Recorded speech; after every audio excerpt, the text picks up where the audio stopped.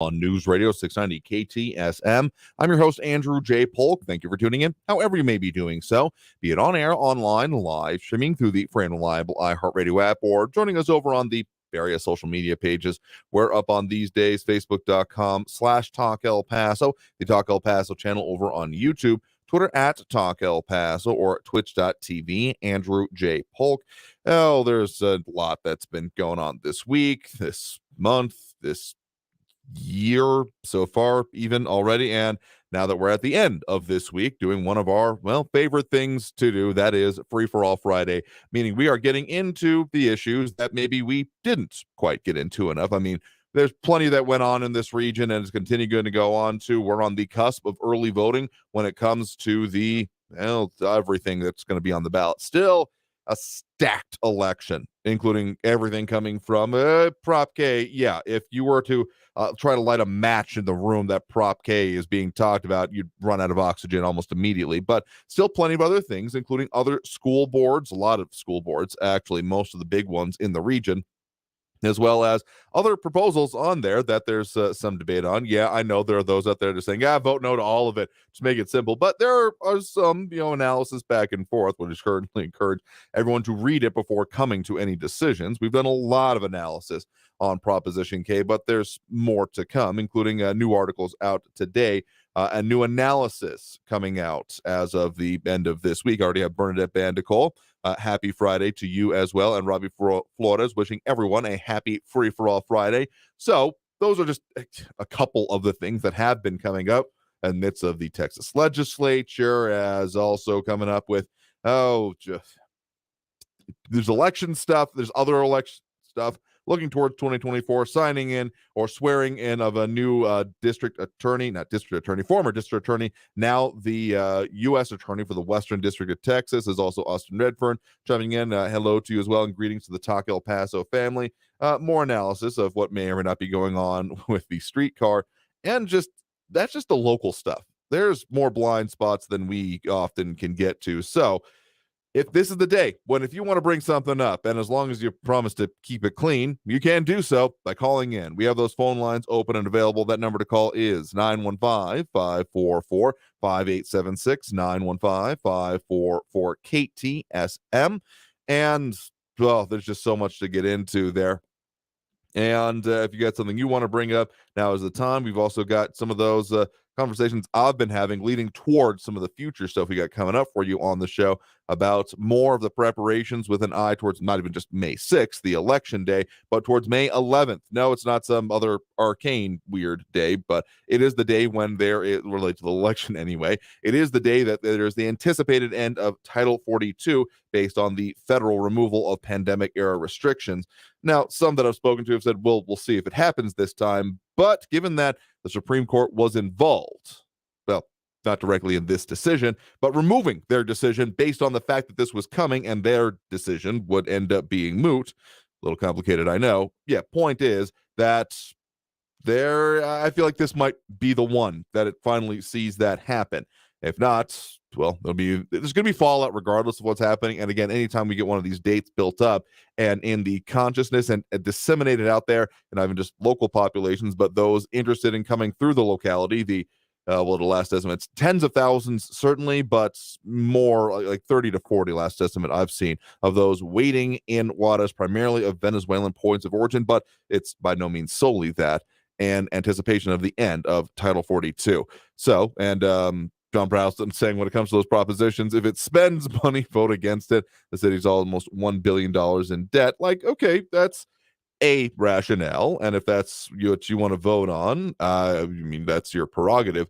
Though I will say also, like, good governance, making sure that the city is responsive to issues and accountable. More accountable is good. Austin Redfern already learning something new today, but we got a lot more to come up here. So again, Ida Basic Gardner as well. Happy Free for All Friday to you and to all as well, certainly. So let's go ahead and jump in on those phone lines. As a reminder, some days, if you're calling in the middle of a segment, you may get popped up live before we've even technically greeted you on the line while you're waiting anyway. So that's going to be one of those type of days today. So if you're on the line, just know that you need to stay by the phone because you might end up well, might end up live on the show, but hey, that's what we do on Fridays. And yeah, then Marky Mandango saying more like $3 billion in unfunded liabilities when it comes to the city.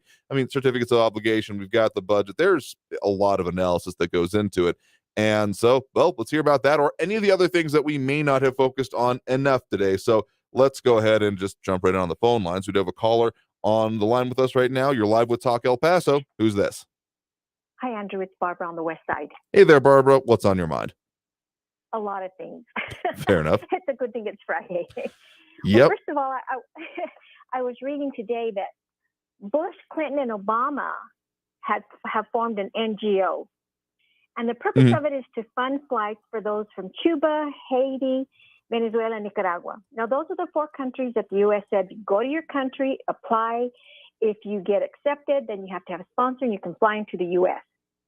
Well, apparently, some are applying them, I guess. They're being approved, but they don't have a flight to the U.S. So we need to stop and think. These millionaires are asking you and me to donate to them so they can bring in migrants who are going to be here, I don't care what they say, illegally for an undisclosed period of time. And think about it. They don't have a sponsor who can afford to bring them. The responsibility of a sponsor is to ensure that the people they bring do not become dependent on our welfare programs. So what is the logical outcome here? If they can't afford to bring them, they certainly can't afford to maintain them. So you and I are going to end up paying for the housing, their feeding, their schooling, their medication, and whatever else they need because they have sponsors who can't afford them. And these 3 presidents are asking us to sync with these illegal immigrants that they're bringing. I think it's just outrageous that they would set up an NGO and ask us to help them fund flights for people who have sponsors who can't even afford to have them here. I don't understand the reasoning there. And the next thing I was reading about is our Congresswoman Escobar was called Mayorkas for creative ideas that they were coming up with to handle the eventual tsunami of people at our front door. And also ensuring that El Paso gets money. I guess they haven't learned that money does not solve the problem. They need to work together with the Republicans and come up with solutions. Number one, they should start following the laws that are in place right now, and that will help. The Supreme Court told the Biden administration it is against the law for them to continue with catch and release, and that's exactly what they're doing. TPS, parole, and everything else that they're letting them out in is against the law. And Troy Miller, the acting chief for the United States Customs and Border Patrol, stated per the United Nations that there are 660,000 migrants in Mexico. Please, people, where do you think their destination is? Final destination is Mexico? I don't think so. Those 660,000 include 200,000 Haitians and Venezuelans. The very groups of people they're supposed to be in their country, applying, getting accepted, having a sponsor, and flying in, 200,000 of them are at our borders.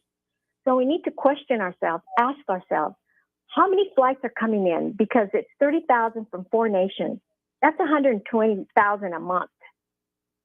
Who's recording those? Are they coming in? How many are letting in our front door that have broken the law? I mean, how are they returning these people? So that's another thing we need to concern about ourselves about. And Troy Miller also stated they're expecting 10,000 a day at our front doors once Title 42 goes away. And we know that there are 40,000 migrants waiting in Juarez for Title 42 to end. Then we have Border Network for Human Rights. He's asking Mexico to end all agreements with the USA. My question to him is, then why? Then what? Why is he blaming us for Mexico's problems?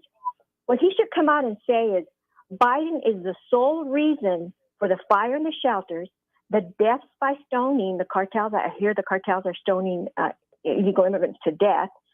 Women are being raped and abused. Why doesn't he admit that and say our policies aren't working? I don't hear him cry about the unaccompanied minor children. In September of 2021, I called in, and at that time, 45,000 unaccompanied minor children were lost in the system. Last month, I called in and brought everybody up to date. That's 85,000 now. Well, last week, Senator Hawley said it's 9,000 unaccompanied minor children. And recently, we've had two whistleblowers who stated that the HHS is participating in human trafficking. One of those ladies was calling this to the attention of her boss at the HHS. She went out to lunch, and when she came back, she was fired. Now, she's aware that these children are in an environment of child labor. They're not even in school, and they have become indentured servants to the cartels. Now, why doesn't Border Network for Human Rights and our Congresswoman attack those issues rather than let them all in? And if you let them in, this is just going to compound what I just talked about. Not only that, the caseworkers estimated that 2/3 of all, and I'm reading this, of all unaccompanied children will work full-time after release from the government. The position of the Healthcare and Human Services is that the agency is not responsible, and I'm quoting, for protecting unaccompanied alien children from abuse and trafficking and placement with a sponsor. Talk about washing your hands off of a problem that they have created and they advocate for, and they continue to try and find solutions for it. But one of the solutions I was reading of Mayorkas after Escobar's phone call is that they're going to try to attempt to tap down the surge. What he has done, and I'm sure everybody is familiar or recalls, they are, what do you call when they deploying Customs Border Patrol officials?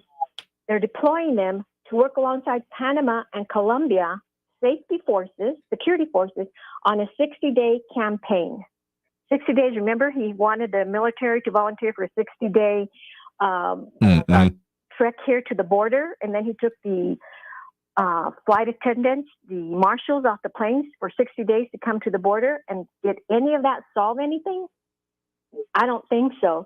So now he's deploying Customs Border Patrol officials to Panama and Colombia to work alongside them for 60 days in hopes that they will stop migrants from trekking through the Darien Gap. Well, I thought the United States made an agreement with the human traffickers in Colombia that they were to go around the Darien Gap so there wouldn't be that many people dying. Apparently that didn't work either. So they're not getting the picture. Everything they put in play is not working because they're circling and they're back in the same place. So, and now they're also trying to establish processing centers in Guatemala and Colombia. Right. They've only had 2.5 years to start that. 2.5 years. And they're just now discussing it. I mean, seriously, this is just going from bad to worse, from crisis to, I don't know what goes after crisis. And they want to build lawful pathways to impose and they're going to impose consequences of those who don't follow the law. I'd like to know how many of these Haitians and Venezuelans that are going to cross over illegally are going to be turned back because they're supposed to be applying at home. There are so many things that this administration is just blind. They're not blind. This is an intent. They're intentionally imploding our country. Some of that, I got some of the, not exactly what you're talking about, but similar highlights of, let's call it frustration, at least in part, from those recent hearings that Mayorkas had. Bill Malugin, former area reporter, now with the Fox News, encapsulating that most recently. I will say at least part of to what you're talking about there when it comes to what is going on and, well, particularly admissions. This came out right after our show or in the midst of it, so it wasn't top of my mind yesterday when it comes to some of the numbers that are being seen through the CBP One app, because that is what's supposed to be processing at this point. And so We saw that, let's call it, being really seriously deployed last quarter, middle of last quarter of last year, when we were getting close to some of those other red letter days when it came to the potential and for Title 42. Then we saw the expansion of it. And to my understanding, there are still at least some processings, even if just in our area. Hear them reference when it comes to either stash house bus or to the ditching, or when they have the human smuggling, smugglers and the like passenger vehicles pulled over, that some of those removals are still being processed under Title 42, even as of this last week. But so one of the questions has been, we've heard a lot about frustration from those of the constituent populations about the use of the CBP1 app, stories of certain portions and places in Mexico of like a certain hill where there's apparently better cell signal than not, being just covered with people about 8 a.m. every day as they are trying to be able to get in to log into the app. But some of the information, well, from our news partners at KFOX 14 that came out in the midst of our show yesterday, over 80,000 migrants who sought Title 42 exception via CBP1 app were approved. So I'll just quote directly from this, saying that of the more than 80,000 migrants that applied, over 99% were found to have met the criteria, according to a CBP1 spokesperson. And in this case, they have to upload information like their photos, schedule an appointment at a port of entry to pursue the exception to the Title 42 order. And of course, this does not provide immediate asylum. It is not the way to claim it, but the way to get in line to be able to make that claim, I guess, would be the best way to put it. Also, some of the factors that have been listed at this, specifically about what would be particularly the humanitarian exemptions to Title 42, listed as physical or mental illness, disability, pregnancy, lack of access to safe housing or shelter, age under 21 years old or over 70 years old, or individuals that have been threatened or harmed while in Mexico. And this is further noted as our news partners at KFOX 14 taking a look inside, and that article out today, I do believe, a look inside Sacred Heart Church as they, well, are already seeing arrivals before Title 42 ends. I've heard from people, particularly that are in or around the Lower Valley, that even if this May 11th date is the next anticipated one when it comes to these related issues, etc., that there already have been, I'm not going to say releases, but processings that have begun happening. Heard from people that I know and trust that they've even seen certain areas of the border, like, where there are the intersections of the fences, some of those crossovers, particularly like along the border highway. It's not just solid fence. There are sometimes gates that in some cases they've been opening things up to it. Basically, the way to describe it to me, seeming like a pressure relief valve, in order to make sure that it's not just all on May 11th that processing and removals are happening already, if necessary. So this is a complicated equation, and I certainly understand frustration. I mean, again, just that hearing that happened in Washington, that didn't see all of it, but there's certainly some highlights presented to me that were a lot of frustration being expressed. I could understand that because this is another one of those convergences of a whole bunch of things. The populations that are waiting in Juarez, what is going on with what will be the policies in place. I mean, Title 8 has continued to be talked about with that as being a not as quick process as Title 42, but still a removal way. But the way that has been marketed and going through, and the concept of it, we've already seen here in our region a couple of times, even already, that there were the idea that there was some kind of entry, some kind of process, some kind of immigrants day, or other, like, frankly, it's just mimetic warfare is the only way I can think to refer to it, as an idea that essentially is being spread, at least maybe aspirationally, but I can't help but wonder if there's a little bit of a malfeasance in there as well. And the idea that, oh no, I just got to do it right now and you'll totally get through, as being further done. And yeah, the cartels are the constant, well, frankly, evil in almost all of this. There's no humanitarian interest in them whatsoever. And frankly, when it comes down to talking about the stonings or any of those related things, I'm getting serious implications, remembering back to learning during my days of school, of like the slave ships, the transatlantic slave trade, when there were there's just too many of them, they're just going to dump some overboard, like those kind of implications, and just sheer evil that comes along with it. So there's a lot to be talked about. I doubt that even if we did an entire like we talk about this most shows, if we did an entire damn show on it, we wouldn't get through all of it. But there's a lot more to be anticipated. So we will keep talking about it, particularly as more information, like, the status of the CBP1 app, the use of it, some of the stats that can be seen so far. And just to make it clear, that 80,000 is through the entire border sector, not just our area. But those are a couple of things at the top of my mind, along with what you're talking about there, Barbara. Well, Andrew, you mentioned the stash houses, the human Mm-hmm. smuggling. I mean, and they say some are sent back. Why aren't all of them sent back? And then we don't have any idea how many of the 5 different locations in Mexico that are being processed there. And it's called cross-border. They bring them to the border and they come into the U.S. I mean, we don't have true numbers. Has anybody heard how many are coming in at those 5 locations? How are those being recorded? I haven't the slightest idea. And we know it's happening. And then they say, well, we're returning them to their countries. Who are you returning? Because they say, well, that we found 150, 100, whatever here and there, migrants in stash houses, and we turned them over to Customs Border Patrol for processing. Then what? Do they let them back in after they know they came in illegally? Are they back in the country? This is just, you can't even say that it's unsustainable anymore. You can just say it's a dereliction of duty, an implosion of our country willfully.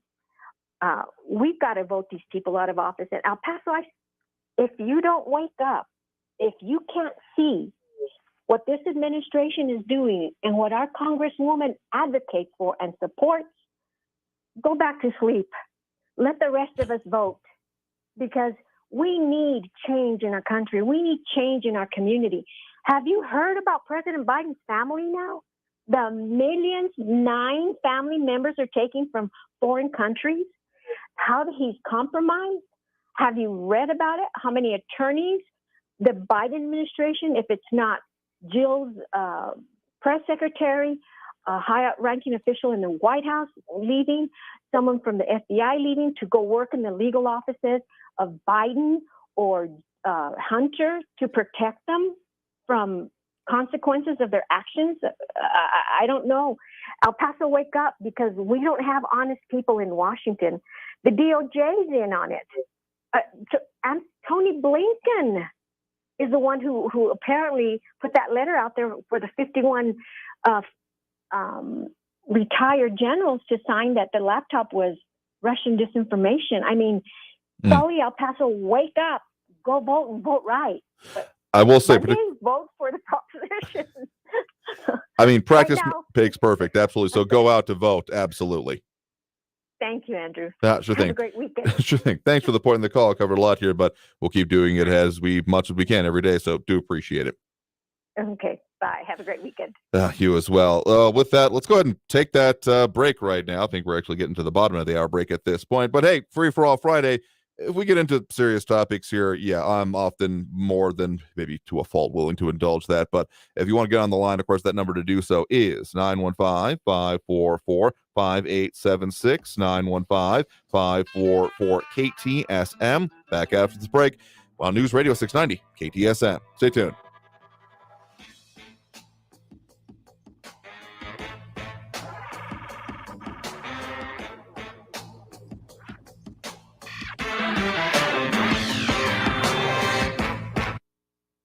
Traffic all day. News Radio 690.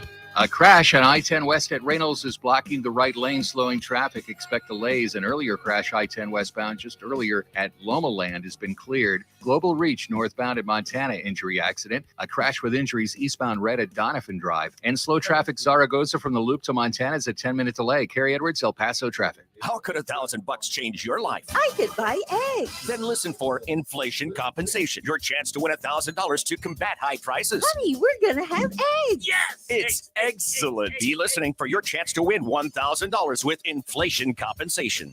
Listen for your chance to win $1,000 every hour, 9 through 5 p. with the inflation compensation on News Radio 690 AM. Brought to you by Charlie Clark Nissan and Charlie Clark Infiniti of El Paso. Orale! This report is sponsored by Blindster.com. Hi, I'm Kyle at Blindster.com. Since 2010, Blindster has sold millions of custom blinds, shades, and shutters to satisfied customers across the country. With 20,000 5-star reviews and an A+ rating from the Better Business Bureau. Custom blinds at low prices and free shipping. Blindster.com. Hey, let's force the city to buy the electric company for $8 billion.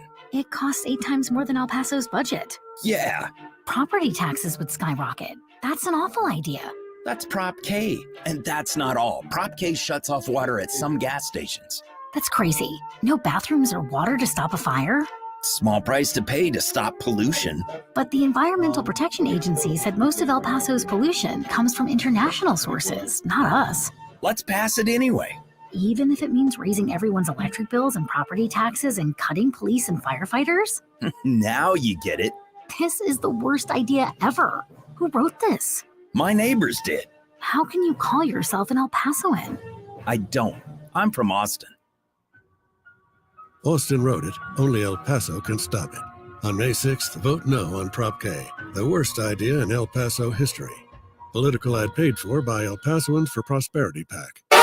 Hi, I'm Burt Ward, Robin from TV's Batman, inviting you to feed your dog natural, non-GMO, Gentle Giants dog and puppy food. Dogs eating Gentle Giants and following our special feeding and care program are living as long as 27 healthy, active years with a wonderful quality of life. Holy wow, 27 years! Think of all the extra years you could enjoy with your dog at Target, H-E-B, and stores near you. Try Gentle Giants cat and kitten food too. Finding great people to hire can be like trying to find a needle in a haystack, but not with ZipRecruiter.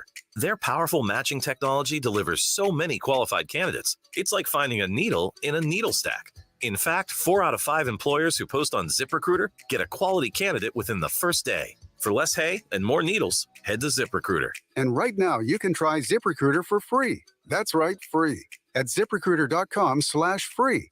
That's ZipRecruiter.com/free. News Radio 690 KTSM.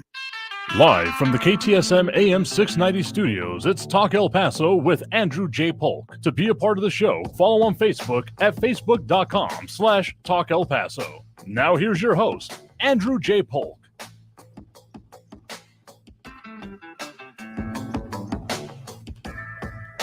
Thank you all so very much for joining us here for Talk El Paso, airing live on News Radio 690 KTSM.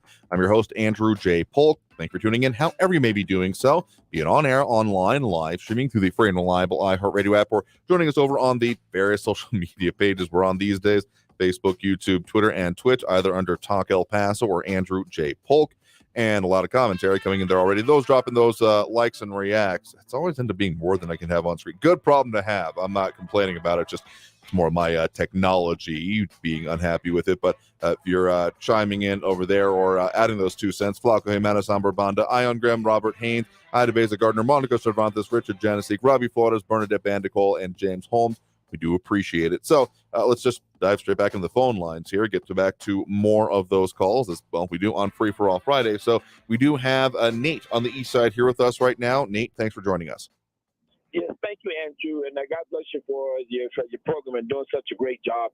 Good afternoon, El Paso, everyone out in Sun City. I just want to encourage all of you to come out on the 27th of May at Fort Bliss National Cemetery for the what we call Decoration Day. That's when we go out and actually place a flag by each headstone on the Fort Bliss National Cemetery.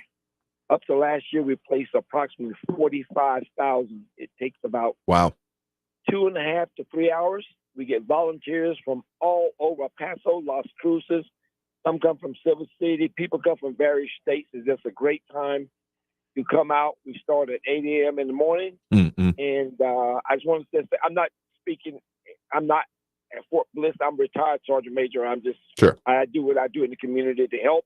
And personally, I think it'll be good for us to come out and even get to meet some of us who's on this radio show, just to come out, and let's work together. Sometimes that can make the difference in us getting along together, So I just want to encourage everyone. We live in a blessed city. We live in a blessed country.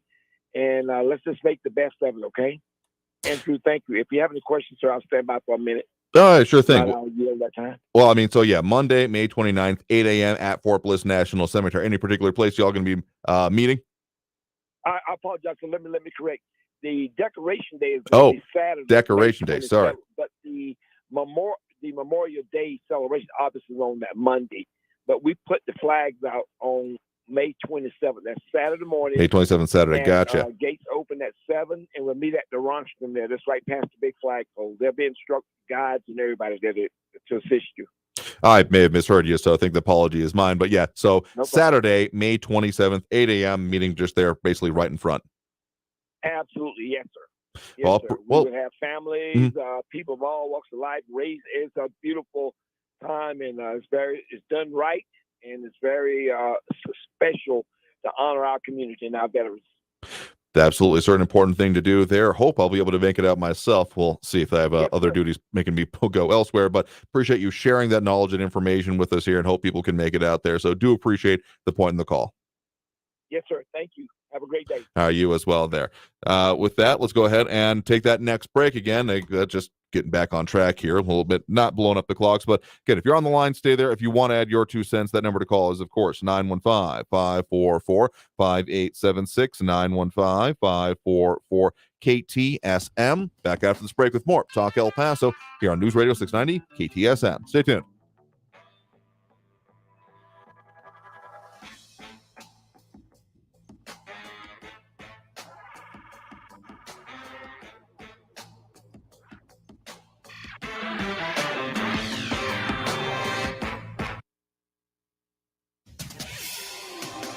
El Paso's News Radio 690 KTSM.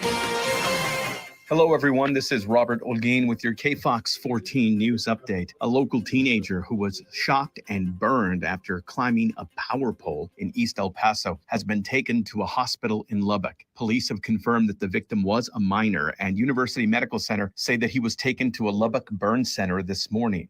The incident happened yesterday at Dick Chenault Park, located at the 11,000 block of Rufus Brijalba Drive. The teenager suffered serious injuries, and video of the incident shows the teen falling from the top of a power line after a large electrical explosion. Former El Paso DA Jaime Esparza was sworn in as the new U.S. Attorney for the Western District of Texas. President Biden announced the intent to nominate Esparza for the position in October of last year, and within months, he was approved by the Senate. The Western District of Texas includes 68 counties and covers 93,000 square miles, serving more than 6 million Texas residents. This has been your KFOX 14 News Update. I'm Robert Olguin. News Radio 690. Traffic all day. A crash on I-10 West at Reynolds is blocking the right lane, slowing traffic. Expect delays. An earlier crash I-10 westbound just earlier at Loma Land has been cleared. Global Reach northbound at Montana injury accident. A crash with injuries eastbound red at Donovan Drive. And slow traffic Zaragoza from the loop to Montana is a 10-minute delay. Carrie Edwards, El Paso traffic. From the KFOX 14 Severe Weather Center, this is forecaster Nasai Mancini. Well, folks, we're in for a warm weekend. Gonna be in those 80s on Saturday and Sunday. Might have a little bit of those breezes creeping their way into the forecast on Sunday. Next Monday and Tuesday, that is when we are going to be on the breezier side, but we're going to be staying in those 80s. You can head on over to kfoxtv.com for the latest forecast. This report is sponsored by Blindster.com. Hi, I'm Kyle at Blindster.com. Shopping for new blinds? At Blindster, we offer over 50 different blinds, shades, and shutters at low prices, custom made for your windows, and shipping is free. Shop at home and order 10 free samples of any product before you buy. Blindster.com. Hey, El Paso, Ivan Ochoa, General Manager of Sunland Park Chrysler Dodge Jeep Ram Fiat. Thank you again, El Paso, for making us #1 in new Chrysler Dodge Jeep Ram sales in March. While other dealers continue to sell their vehicles for over MSRP, we continue to have the best prices in town. Get huge savings on hundreds of new and certified pre-owned vehicles during Ram Truck Month at Sunland Park Chrysler, Dodge, Jeep, Ram, Fiat. Right now, get $5,000 off MSRP on 2023 Ram 1500 Lone Star Crew Cab, plus super low 4.9% APR for 72 months. Get $5,500 off MSRP on 2023 Jeep Gladiator Sport and $6,000 off MSRP on 2023 Dodge Durango SUVs. Worried about your trade or credit? Our lenders will push to approve your credit, even if your credit is less than perfect, or if you owe more than your trade is worth. Trade and upgrade for less at Sunland Park Chrysler, Dodge, Jeep, Ram, Fiat at I-10 at Sunland Park Drive or online at sunlandparkdodge.com. Estamos en tu esquina, El Paso strong. Includes factory rebate and dealer discount plus TTNL, 4.9% APR, 1606 per thousand finance. On select vehicles with approved credit. Offers not combined. Is foot pain making your life miserable? The Good Feet Store wants to help. We invite you to visit our store at Airway Boulevard at I-10 for a free fitting and test walk and learn more about how the Good Feet Store can help you find relief. The Good Feet Store. The World Economic Forum says that by 2030, we will own nothing and be happy. How close to their goal are we? Carol Roth, who wrote the book on it, joins me on The Truth with Lisa Booth. Listen to The Truth with Lisa Booth every Monday and Thursday, but you can listen throughout the week on the iHeartRadio app, Apple Podcasts, Spotify, or wherever you get your podcasts. This report is sponsored by The Truth with Lisa Booth podcast. Freedom of speech lives here. To me, freedom of speech is being able to say anything you want. El Paso's News Radio 690 KTSM. News Radio 690 KTSM El Paso. Live from the KTSM AM 690 studios, it's Talk El Paso with Andrew J. Polk. To be a part of the show, call 915-544-KTSM or follow on Facebook at facebook.com/Talk El Paso. Now here's your host, Andrew J. Polk. Thank you all so very much for joining us here for Talk El Paso, airing live on News Radio 690 KTSM. I'm your host, Andrew J. Polk. Thank you for tuning in, however you may be doing so, be it on air, online, live, streaming through the free and reliable iHeartRadio app, or joining us over on the various social media pages. We're up on these days, facebook.com/Talk El Paso, more or less the main one, but similar types pages. Either on Facebook, YouTube, Twitter, and Twitch, either under Talk El Paso or Andrew J. Polk. A lot of comments coming in there and a lot of different items, including analysis of some of these things, and a lot of concerns going through, popping some of them up as they are, such as, aspirations. People, of course, encouraging to go out and vote, which I'll always agree with. Barbara Carrasco saying vote yes on Props A, C, D, E, and J. Vote no on Prop K, also no on G and H. So, I mean, I'm willing to take analysis and ideas on all of these. There are some I'm more in favor of, some I'm less in favor of, but certainly would encourage everyone to, if only if you read A through J, like those are the shorter ones and you can get through them pretty quickly. The ones, and again, just push it, that El Paso Matters has their full week guide, their guide to the voting for the week ahead, voter guide, everything you need to know for El Paso's May 6th election. Definitely go check that out if you're at all curious or wanting more insight into it. So let's go ahead and get back to those phone lines now. Again, full up at the moment, but keep that number handy, 915-544-5876, 544 KTSM. I will say that El Paso Matters does have out today, if I didn't mention it already, an article titled Prop K, Job Loss Warnings Based on, quote, a rational, end quote, study, new report says. I've been reviewing that one myself, put together by, it's called Decarbonization of the El Paso Region, a commentary on the technical and economic feasibility, put together by Idea Smiths, LLC. So still reviewing that one myself, but take a look for it. They've got a link there and that as well. So back on the line here, we do have David in the Northeast, I do believe. David, thanks for joining us. And thank you for having me once again, Andrew. Certainly. What's on your mind? Normally when I call in, I'm always passionate about the Second Amendment and gun rights, but today I'm gonna take a little bit of a turn. Okay. With other pressing issues that I think are kind of intertwined with it. What I mean by that is the immigration issue is another topic that's dear to me. Sure. Because see, I've stated quite a few times on the show. I'm from Southeast Louisiana. I'm in the El Paso area because I'm serving my 3 years of military service in the Army. And while I was here, I was single when I came here, and upon coming to El Paso, I married an Hispanic woman who's now, I'm happy to say, is my wife. We've been happily married for 2 years. Congrats on that. Now she's originally from the sister city of Juarez, which a lot of people are here. Sure. I've noticed that a lot of people notice when they first come here. This is a unique city because El Paso and Juarez are all, they're a lot alike. They just happen to be separated by international line. But I mean, sure. But what I'm getting to is the fact that even when I was in New Orleans working, I was hotel maintenance before the Army. I did a lot of painting and such. Okay. And a lot of the employees at the Hilton, had a lot of what you would call South American immigrants, predominantly from Honduras. Okay. And there's this big misconception I've noticed of a lot of people, especially in the southern states, that they're not quite up to date with the immigration issue. Everybody of Hispanic descent to them is automatically labeled as a Mexican, and I see like that's an ongoing problem. But that's just I've heard of that. Not the case. Mm-hmm. I mean, I think it's got a lot to do with probably like deep rooted racism, but that's probably a topic for another day. But fair enough. One thing I've noticed upon being here is that the immigration issue is dear to me because I understand both sides of the issue because first of all, my wife, she went through the process legally, and she's still pending. She is a permanent resident now, thanks to me helping her get started with that. But she's not up for citizenship for another 3 years. But again, she wants to make sure that she does everything legally. Now, on the flip side of the coin, I knowing so many Hispanic immigrants all my life, I understand their struggle. And first of all, Andrew, I don't want to get into like what you would call conspiratory or conspiracy-based topics. I want to protect the integrity of your show, but I appreciate that.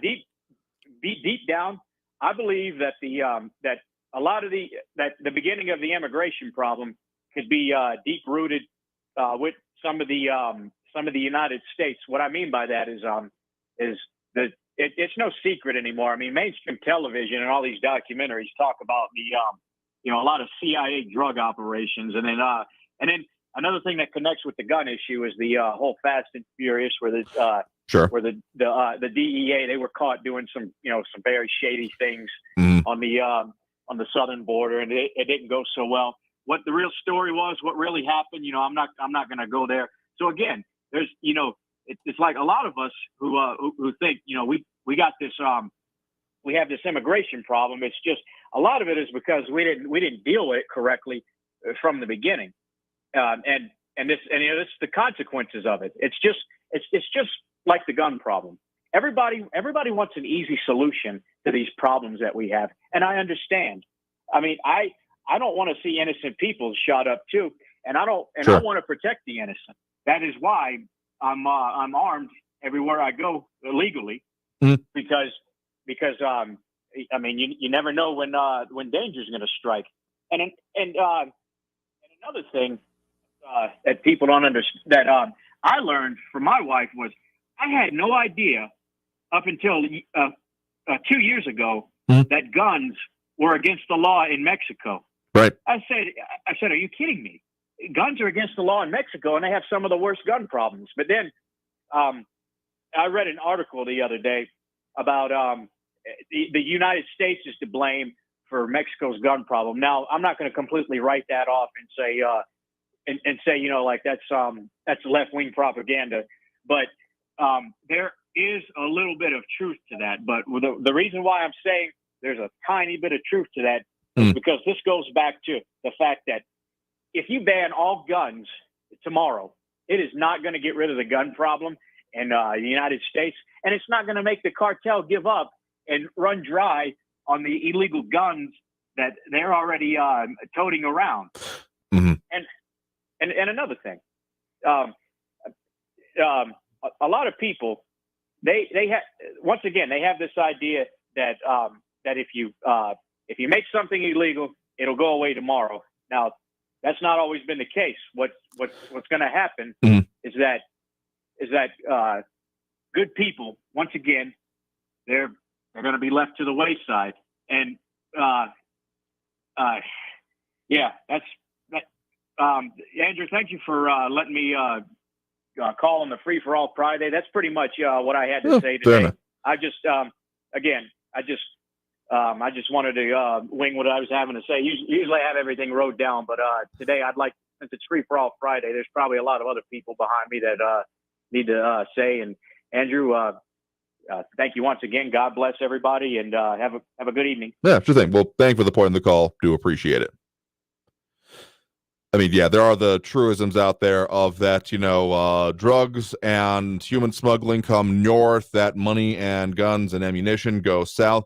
It's a perennial problem. I still don't even get, as much as Fast and the Furious is it was boneheaded at its outset. I don't have much good to say about it, but I don't even know. I would have loved to have been a fly on the wall in the meeting of even what has been explained to me as being the idea of it, of trying to trace the routes of the smuggling of, we're going to give them the gun, exactly the type of firearms they want so we can figure out where they're going to. So you're going to take them non-functional, right? Make sure they don't work. Oh no, they're going to be real guns. Otherwise they wouldn't take them. Okay, but we're only going to give them like a couple, right? Oh no, we're going to give them lots of them because we want to make sure they're going through the lines. So how are you actually going to track them?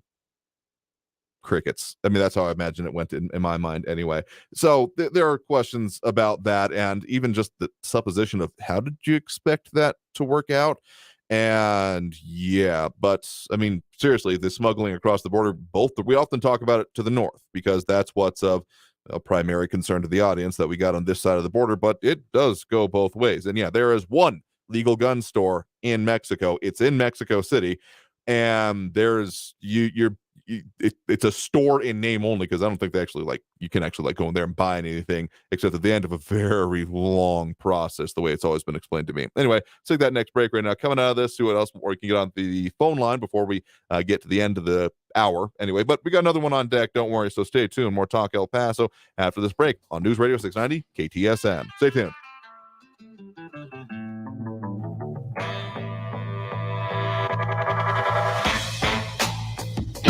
Traffic all day.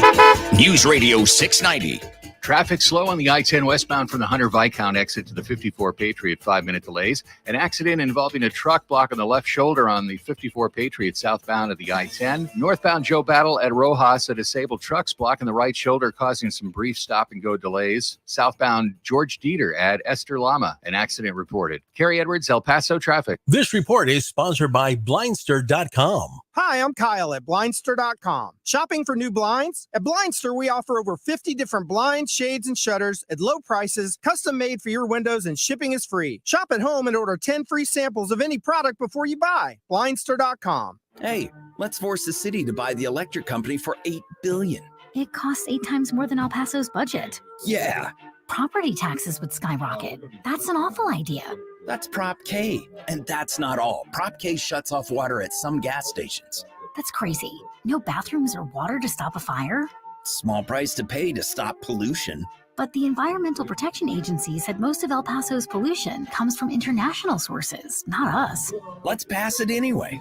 Even if it means raising everyone's electric bills and property taxes and cutting police and firefighters? Now you get it. This is the worst idea ever. Who wrote this? My neighbors did. How can you call yourself an El Pasoan? I don't. I'm from Austin. Austin wrote it. Only El Paso can stop it. On May 6th, vote no on Prop K, the worst idea in El Paso history. Political ad paid for by El Pasoans for Prosperity PAC. You know it's not okay? Prop K. It's not okay for taxpayers to lose billions in revenue. It's not okay for El Pasoans to lose thousands of jobs. And it's not okay to cause damage to our economy. On May 6th, let them know none of this is okay by voting no way on Prop K. I'm Martin Hoke, the inventor of Navage Nasal Care, and I love Navage. I've told you about how your nose is the body's air filter, that Navage's powered suction will help flush out allergens, viruses, mucus, and germs, and that Navage will help you breathe better. But what do other people say about Navage? Like Tara, quote, "My doctor wanted me to do saline rinses for my allergies, but I've never been able to successfully use a neti pot. Navage uses suction power, so it's foolproof. There are nights when I'll have particularly bothersome allergies. I'll bust it out, and the results are immediate. It's such a relief. It's become a lifesaver," unquote. She's one of over 100,000 online reviews praising Navage, the all-natural solution trusted by over 3 million people to help you breathe better, sleep deeper, snore less, and stay healthier without drugs. Navage is available at Walmart, CVS, Walgreens, Target, Rite Aid, and online. Navage, N-A-V-A-G-E, clean nose, healthy life. On the next episode of the Tudor Dixon podcast, swimming superstar and women's sports activist Riley Gaines joins me to talk about how the radical transgender movement has tried to silence her. New episodes every Monday, Wednesday, and Friday on the iHeartRadio app, Apple Podcasts, or wherever you get your podcasts. El Paso's News Radio 690 KTSM. Live from the KTSM AM 690 studios, it's Talk El Paso with Andrew J. Polk. To be a part of the show, call 915-544-KTSM or follow on Facebook at facebook.com/Talk El Paso. Now here's your host, Andrew J. Polk. Thank you all so very much for joining us here for Talk El Paso, airing live on News Radio 690 KTSM. I'm your host, Andrew J. Polk. Thank you very much for tuning in, however you may be doing so. Yeah, apparently a little bit of my discussion with our upcoming callers on the line with us during the break came through. But hey, let's just call us a little bit more transparent than usual today. Tell you what, we're going to actually be taking that break pretty quickly because we're right up against the top of the hour. So if you're on the line, stay there. And it is pretty full up at the moment, but if you want to try to squeeze in, that number, of course, is 915-544-5876, 915-544-KTSM. I mean, Free For All Friday has its many advantages, occasional disadvantages, and my willingness to want to understand what we're talking about, what someone wants to bring up to it may be my chief foible, but I mean, there's other things coming up there, including Eric von Holstein-Rathlow, at least mildly tongue-in-cheek. Our government smuggled guns into Mexico. Say it ain't so. I don't think they technically did it, or at the very least they'd argue under oath that they didn't, but they may have it accidentally allowed them to be able to be. Anyway, it's one of those things that's kind of seriously, at what point did someone say, you know what, that sounds like a good idea? Like, even in just the concept meeting, how did no one be like, hey, so that sounds really stupid. We just need like a guy in every room, in every conference room, in any federal agency that's like, explain it. Like just have a 5-year-old. Just have a 5-year-old on call to be like, hey, I'm going to explain this idea to you. And if the kid's like, that sounds dumb, don't do it. And that one would definitely not pass that test, I got to say. John Browston with an interesting point there, saying the United States has plenty of uninhabited land, but most people, including immigrants, don't want to live in North or South Dakota, Wyoming, among other things. Though there has been maybe a push to change that. That was more, I've seen more analysis on that based on political idea, that the idea that about 30,000 people of any one polity deciding to move to Wyoming would be able to change the Senate and therefore representative races in those areas, and the whole remote working revolution that may or may not be coming back. I don't know. We've gotten some notices. I've never left the office. Obviously, you could, those online, you can see it around here behind me. This sign is not at my house. And so I've never left the office, but we got some notices that might be coming back more, and I feel like that's happening in more spaces. So much to say is that those who were moving to Wyoming and doing it remotely but didn't tell anyone they were doing it, maybe having more issues than not. Infrastructure is an important thing, particularly for that kind of work. So it's not quite everywhere yet, but hey, who knows? Anyway, let's go ahead and take that next break now. Coming out to the top of the hour again. If you're on the line, stay there. Otherwise, we'll be continuing on. Second hour, Free For All Friday. After this break, you're on News Radio 690 KTSM. Don't go anywhere.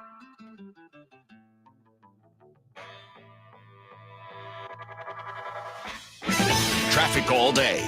News Radio 690. Traffic slow on the I-10 westbound from the Hunter Viscount exit to the 54 Patriot, 5-minute delays. An accident involving a truck blocking the left shoulder on the 54 Patriot southbound of the I-10. Northbound Joe Battle at Rojas, a disabled truck's blocking the right shoulder, causing some brief stop-and-go delays. Southbound George Dieter at Esther Lama, an accident reported. Carrie Edwards, El Paso traffic. When your back pain is your foot's fault. This is Dean's story. It was affecting me when I walked, which is a kind of a common activity. Dean's chronic back pain had become a pain in the you-know-what. At first, I just sort of ignored it, but eventually everything catches up to you. Physically and mentally. Back pain affects your mood. It really does. But that's not the only connection Dean made. A friend of mine suggested I go to the Good Feet store. I was a little confused. Why would I need a foot store? My feet are fine. But he thought, what the heck? He had nothing to lose. They took impressions of my feet, and with the footprint, they were able to get me a personalized arch support that lifted pressure off my back. So the source of your back pain was right under your toes. It's something maybe I should have known, but I found out in the nicest possible way. See how arch supports work for you with a free fitting. Find your Good Feet store at goodfeet.com. Airway Boulevard at I-10. Donna from Louisiana. The storm just hit, and we went from donating to the food bank to needing it. Hunger is a story we can end. End it at feedingamerica.org. Brought to you by Feeding America and the Ad Council. News on the hour and a half. Traffic and weather all day. News Radio 690 is KTSM AM El Paso, an iHeart radio station.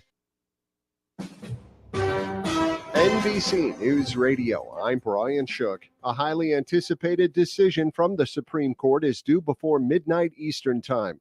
The ruling on access to a commonly used abortion pill comes after the court extended a temporary stay on a Texas federal judge's ruling to halt production and distribution of mifepristone. A former Minnesota police officer will be released from prison Monday after serving 16 months in connection to the death of a black man Kim Potter fatally shot Dante Wright in 2021 after she mistakenly drew her gun instead of her taser. She'll serve another 8 months under supervised release.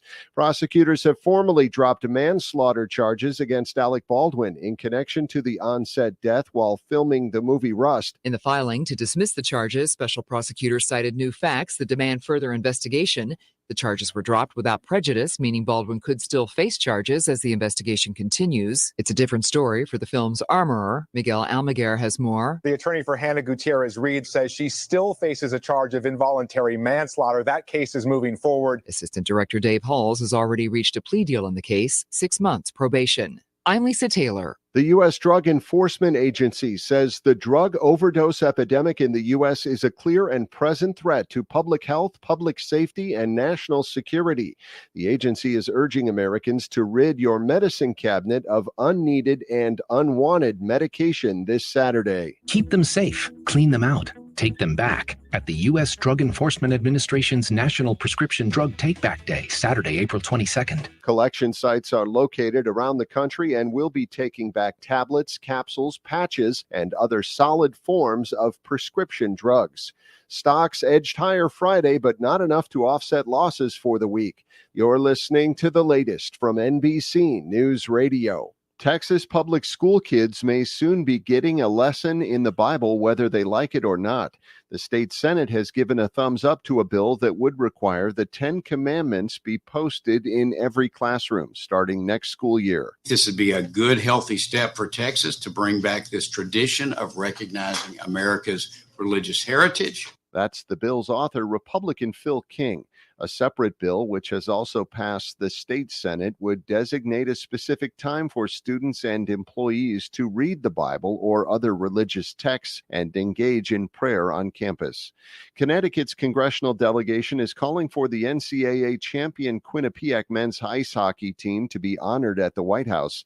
The delegation has written a letter to President Biden saying they're hopeful he will join them in recognition of the team's incredible achievements.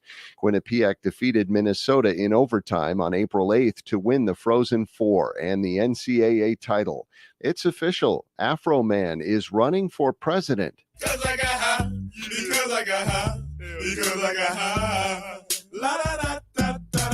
The singer declared back in December that he was running, and now the Winchester, Ohio resident has submitted paperwork with the Federal Elections Commission. He picked April 20th as the day to file. His campaign is officially called Joseph Afro Man Foreman for president. Last year, federal agents raided his home in Ohio. He later posted a video of the raid on YouTube, which brought a lawsuit last month from law enforcement. I'm Phil Hewlett. Brooklyn, New York is welcoming a brand new cruise ship to its Red Hook terminal. The arrival this week of the MSC Meraviglia may be a real boon to New York City's economy, where new year-round cruises are expected to bring in 200,000 annual visitors, with officials touting 100,000 jobs at the terminal. Brian Shook, NBC News Radio. Now, your chance to win $1,000. Enter this nationwide keyword on our website, CRAN. That's CRAN. Enter it now. This report is sponsored by the Tudor Dixon Podcast. On the next episode of the Tudor Dixon Podcast, swimming superstar and women's sports activist Riley Gaines joins me to talk about how the radical transgender movement has tried to silence her. New episodes every Monday, Wednesday, and Friday on the iHeartRadio app, Apple Podcasts, or wherever you get your podcasts. Hi, I'm Burt Ward, Robin from TV's Batman, inviting you to feed your dog natural, non-GMO, Gentle Giants dog and puppy food. Dogs eating Gentle Giants and following our special feeding and care program are living as long as 27 healthy, active years with a wonderful quality of life. Holy wow, 27 years! Think of all the extra years you could enjoy with your dog at Target, H-E-B, and stores near you. Try Gentle Giants cat and kitten food, too. Only iHeartRadio gives you access to all of your favorite radio stations. It's Elliot in the morning. Rod Ryan Show, check it in. It's the Woody Show. All of the once-in-a-lifetime events. The 2023 iHeartRadio Music Awards. All of the best free curated playlists. All the rock for all the people. All of the great podcasts for every interest. This is Freddie Prinze Jr. from the Wrestling with Freddie podcast. All of the mind-blowing contests. $20,000. Awesome. All of your favorite superstars. This Pete from Fall Out Boy. Best of all, it doesn't cost a thing. Download the absolutely free iHeartRadio app now. This is fun. I didn't think I liked kayaking. Well, I'm glad you enjoyed it, but I think it's time to head back in. Okay. Can we come back? Sure. Hey, be careful getting out of the boat. It's a kayak, Dad. I'm going to return the kayak. Can we walk home? How about a taxi? It's a short fare from your neighborhood to your naturehood. Visit discovertheforest.org to find a neighborhood park or green space near you. Brought to you by the Ad Council and the U.S. Forest Service. News Radio 690 KTSM. Live from the KTSM AM 690 studios, it's Talk El Paso with Andrew J. Polk. To be a part of the show, call 915-544-KTSM or follow on Facebook at facebook.com/Talk El Paso. Now here's your host, Andrew J. Polk. Thank you all so very much for joining us here for Talk El Paso, airing live on News Radio 690 KTSM. I'm your host, Andrew J. Polk. Thank you for tuning in, however you may be doing so, be it on air, online, live streaming through the free and reliable iHeartRadio app, or joining us over on the various social media pages we're up on these days, facebook.com/Talk El Paso, the Talk El Paso channel over on YouTube, Twitter at Talk El Paso, or twitch.tv, Andrew J. Polk. A lot of conversations going on, and being as far-ranging as is, well, we've done worse on a free-for-all Friday. I'll just put it that way. But if you wanted to add your 2 cents, again, phone lines full up at the moment, but keep that number handy, as we've got on screen here, among other things, 915-544-5876, 544-KTSM. I'm suddenly reminded of one of the times early on in this program, and when we were first doing all of the live streaming that we just had someone say, I saw a number to say call, so I called. At least we have some people who want to talk about things. I'll count my blessings. Let's dive right back into that right now. We do have Andrew on the west side with us right now. Andrew, thanks for joining us. Yes, thank you, Andrew. I was going to talk about immigration, but I wanted to elaborate on one of the topics that I believe his name was David was talking about. I think so. Yes, guns in Mexico. Okay, it is legal to own firearms in Mexico if you go through the proper channels. But that's kind of one of those, the way I talk about it, that, you know what, I would be perfectly fine with the idea of everyone that maintains, uses, has access to a firearm requiring to be trained.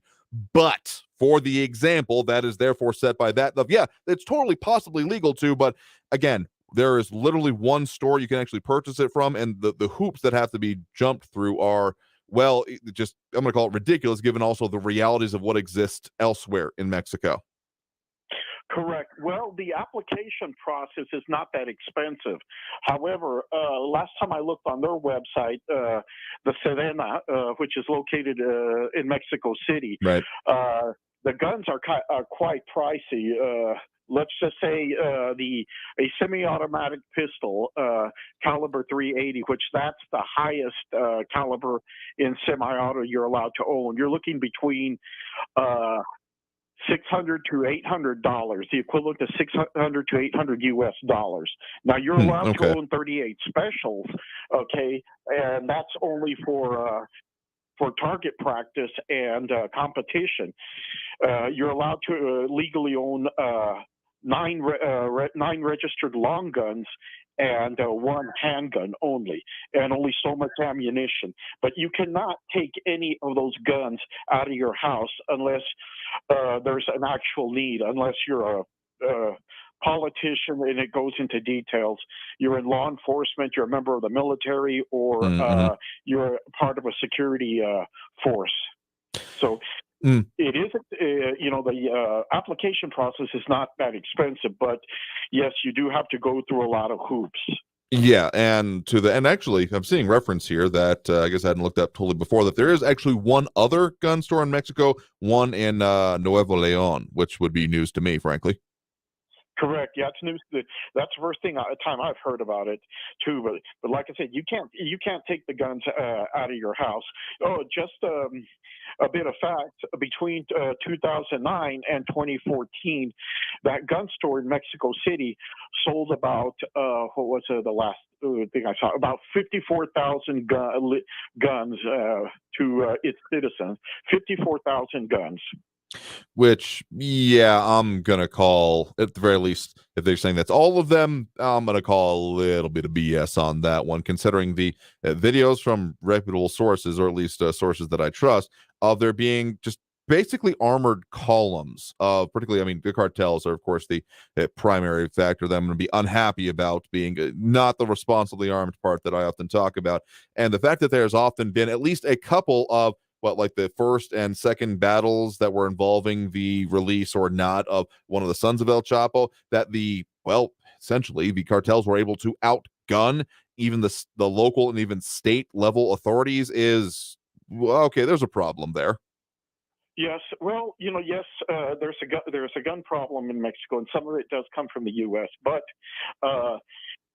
many of the firearms that were legally sold to Mexican law enforcement agencies from the United States and the Mexican military, a lot of that inventory has wound up missing, and we're talking about fully automatic M16s that have become that are missing from police and military arsenals in Mexico. I mean, yeah, there's certainly a corruption aspect of this, and therefore, yeah, disappearing from, I mean, the amount of even just other like gear. I mean, what am I thinking of? Uniforms in the past. Yeah, it's a problem. Yes. Yes, it is. It is quite a problem. And well, you also have trained military personnel defecting to the cartels and using their skills, in order to help the cartels. But that's a different story for another day. Anyway, Andrew, you have a good weekend, and I'll turn the mic back over to you. Thank you very much. No, sure thing. Thanks for the point of the call. Do appreciate it. Take care. I mean, there's, again, a lot of examples of how laws are done in other places that I would like to not follow, and this would be one of them, particularly given the spectacular failures that we've seen with it. Because as much as it's cliche, and I don't like to refer to them, you outlaw guns, only criminals will have guns. That's literally the definition of what is going on down there, and a road I would like to not go down. Anyway, let's get to at least one more call this segment. Again, the phone line, if you want to get on it, 915-544-5876, 544-KTSM. We do have, I believe we have Stephen on the east side here with us right now. Stephen, thanks for joining us. Hey, Andrew. Yeah, what's on your mind? So I just wanted to summarize some of my thoughts on Proposition Case after looking at more information and talking to you a little bit earlier this week. Oh, sure. So I like the idea of maybe putting solar panels on different buildings and different things to see if that can lower energy costs. Of course, the goal would be to lower costs for taxpayers, for El Pasoans, and if there's a way to do that using solar, that would be great. My concern is that, there's a lot of smart business people who own Walgreens and own all these different businesses around town, local businesses and big businesses, that they could finance the solar panels and put something on, maybe without even a loan, and they could pay for most of it and put them on there. And when I see that, I question. I say, well, if they have the money, if they know that their business is going to be there for decades, like a Walgreens or CVS or something, why wouldn't they take advantage of this cheap electricity that comes from the sun here in Sun City, and why wouldn't they just do it? And I suspect that the reason why they don't do it is it's not worth it. So if Prop K fails, and they want to try something, I would go about it this way. I would say set up some trial buildings, government buildings, schools, or whatever you want to do, and put some solar panels on some of these buildings. And then 3 years out, you do a study and find out, how much electricity are these panels generating, and if it's worth it, and you project long term that it's going to be a good investment, then you go ahead and do it more large scale. So if Prop K doesn't pass, then that would be my proposed way of moving forward to see if it's actually worth it. Okay, and that makes a level of sense of, I mean, sure, if Prop K doesn't pass, it doesn't mean that there couldn't be any more things done with it. There are two major problems that I'm aware of when it comes to essentially why we haven't seen as much of it. I mean, I see increasing amounts of it in our neighborhood and just where I live. And again, I have a couple of conversations either by phone or at my front door with solar salespeople. So it's been going around mostly based on some changes to, federal abilities and like rebates, financing, all those kind of things. So there are two major technical problems that come along with this. One is that our grid, and I do mean in El Paso specifically, but also in general, is very much a produced when demand is taken. So like they have the power plants do more production when there is more need of it, etc.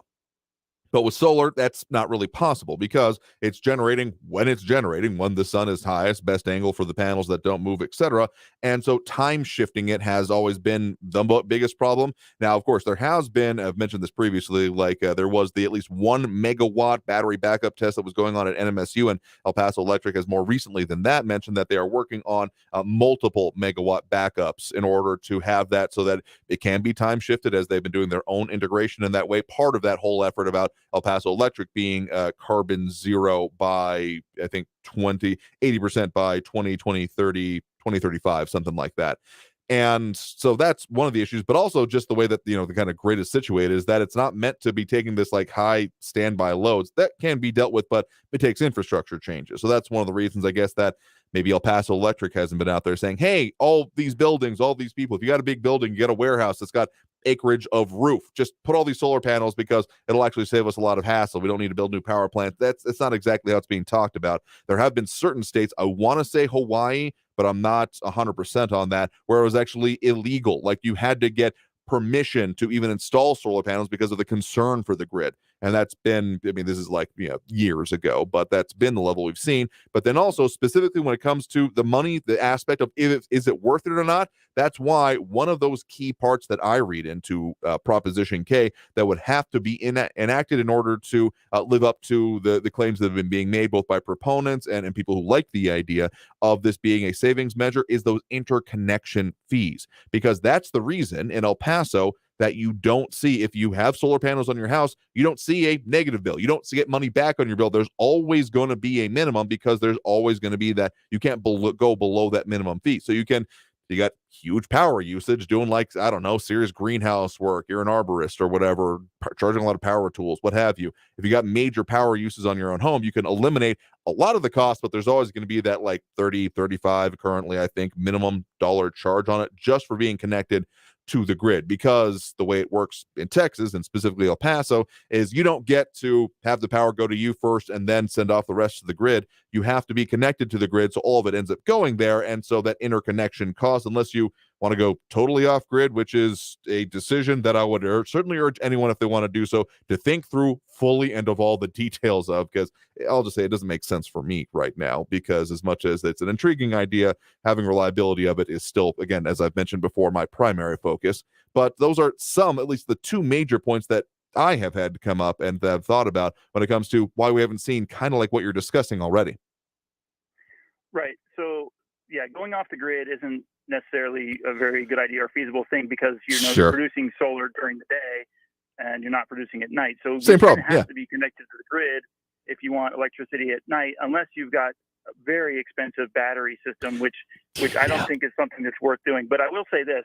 When I looked into it in our neighborhood, they did want to limit the number of homes in the neighborhood that had solar, because what would happen is you would be producing more solar during the day when everyone's off at work. Right. And not as much energy. You don't have your air conditioning on at work, or while you're off at work. Everyone can't be generating all at the same time when no one they're using it. Meanwhile, everyone gets home in the evening, and that's when they want to kick on their AC. And then so it's off level. That being said, at businesses, you're going to have their air conditioning running during the day. So because that's when you're running your air conditioner, and in the evening you shut it off. So there could be some counterbalance there. I'm not saying it's impossible. I think there's something that could be worked out.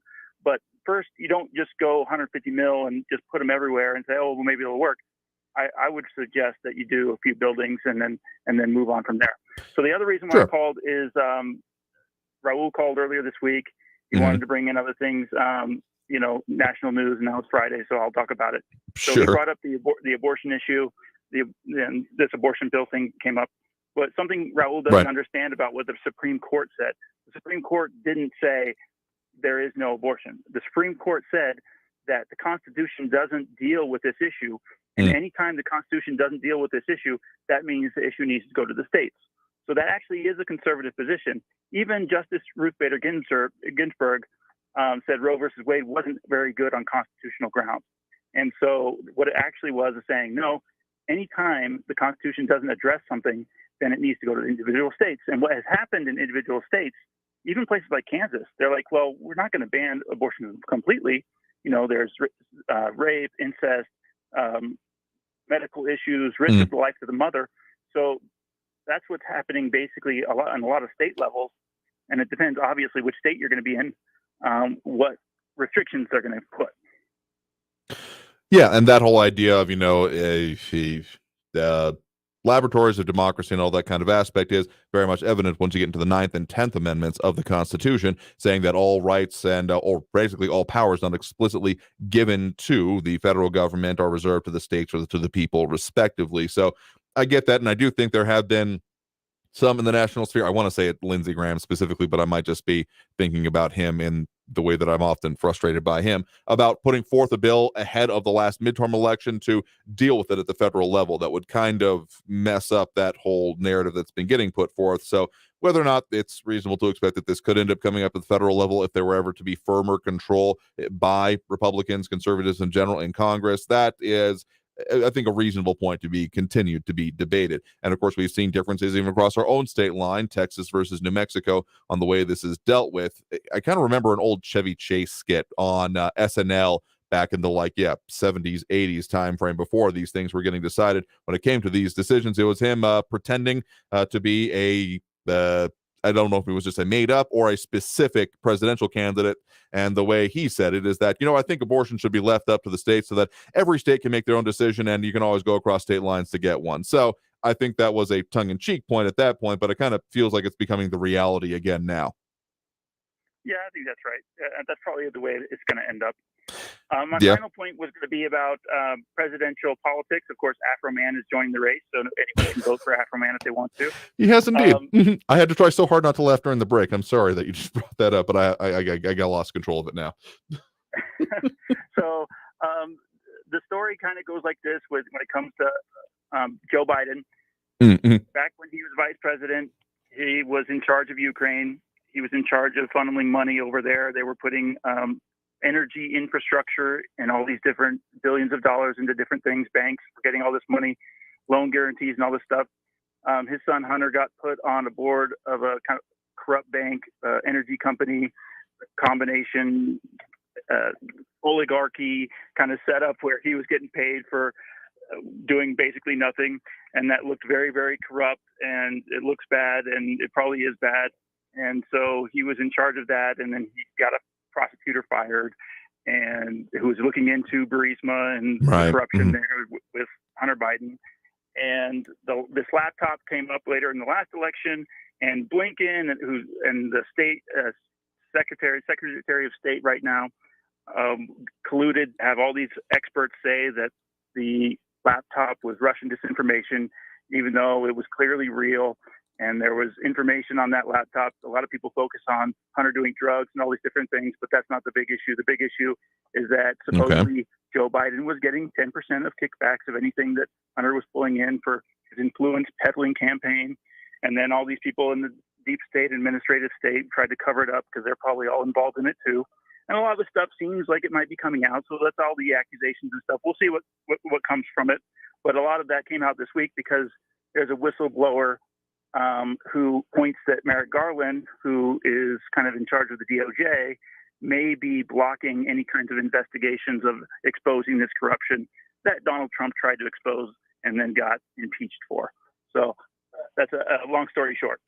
Yep, fair enough. I mean, there's a lot of issues that are going on and that are going to continue being talked about, particularly on Fridays here. And just as you've mentioned, that they are announcing, I don't know if he has exactly yet, but it's widely anticipated that Biden will make his formal announcement for his reelection run for 2024. Again, if he hasn't already, will be doing so shortly. And I think Trump's downfall will actually be attacking DeSantis or any other Republicans.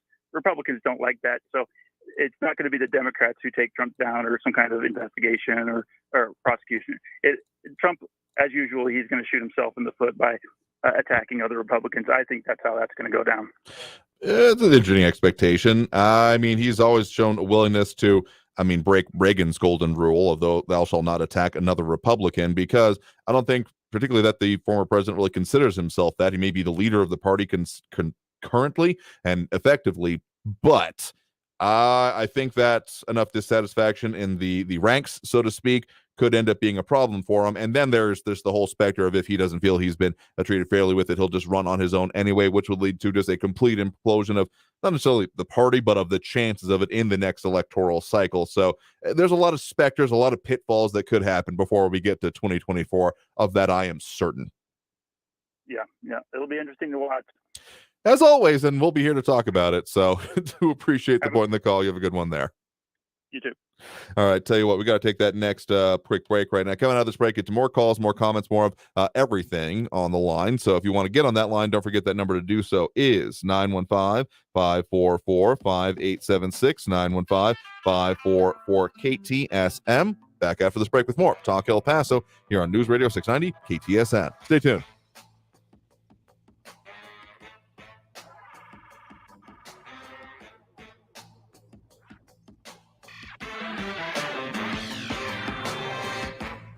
Traffic all day. News Radio 690.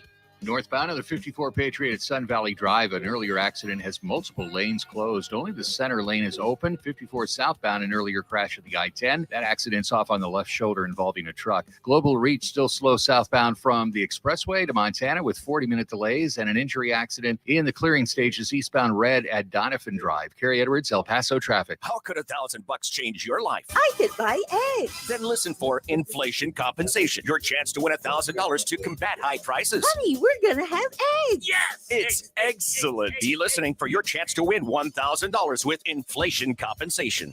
Listen for your chance to win $1,000 every hour, 9 a through 5 p. with the inflation compensation on News Radio 690 AM. Brought to you by Charlie Clark Nissan and Charlie Clark Infiniti of El Paso. This report is sponsored by Staples Stores. Staples has everything you need to travel, from passport photos to luggage. And now get 20% off your in-store purchase when you buy any travel service. Plus, travel-size Purell hand sanitizer is just 49 cents. In-store only. Offer ends 4/22. Exclusions apply. Get all set to jet at Staples. I'm Martin Hoke, the inventor of Navage Nasal Care, and I love Navage. I've told you about how your nose is the body's air filter, that Navage's powered suction will help flush out allergens, viruses, mucus, and germs, and that Navage will help you breathe better. But what do other people say about Navage? Like Ricardo, quote, "This is one of the greatest inventions ever. I know this may sound like I'm exaggerating, but this sucker is amazing. The first time I did it, I couldn't believe what came out of my sinuses. I could breathe with ease. My wife just bought one too. Thank you for this product," unquote.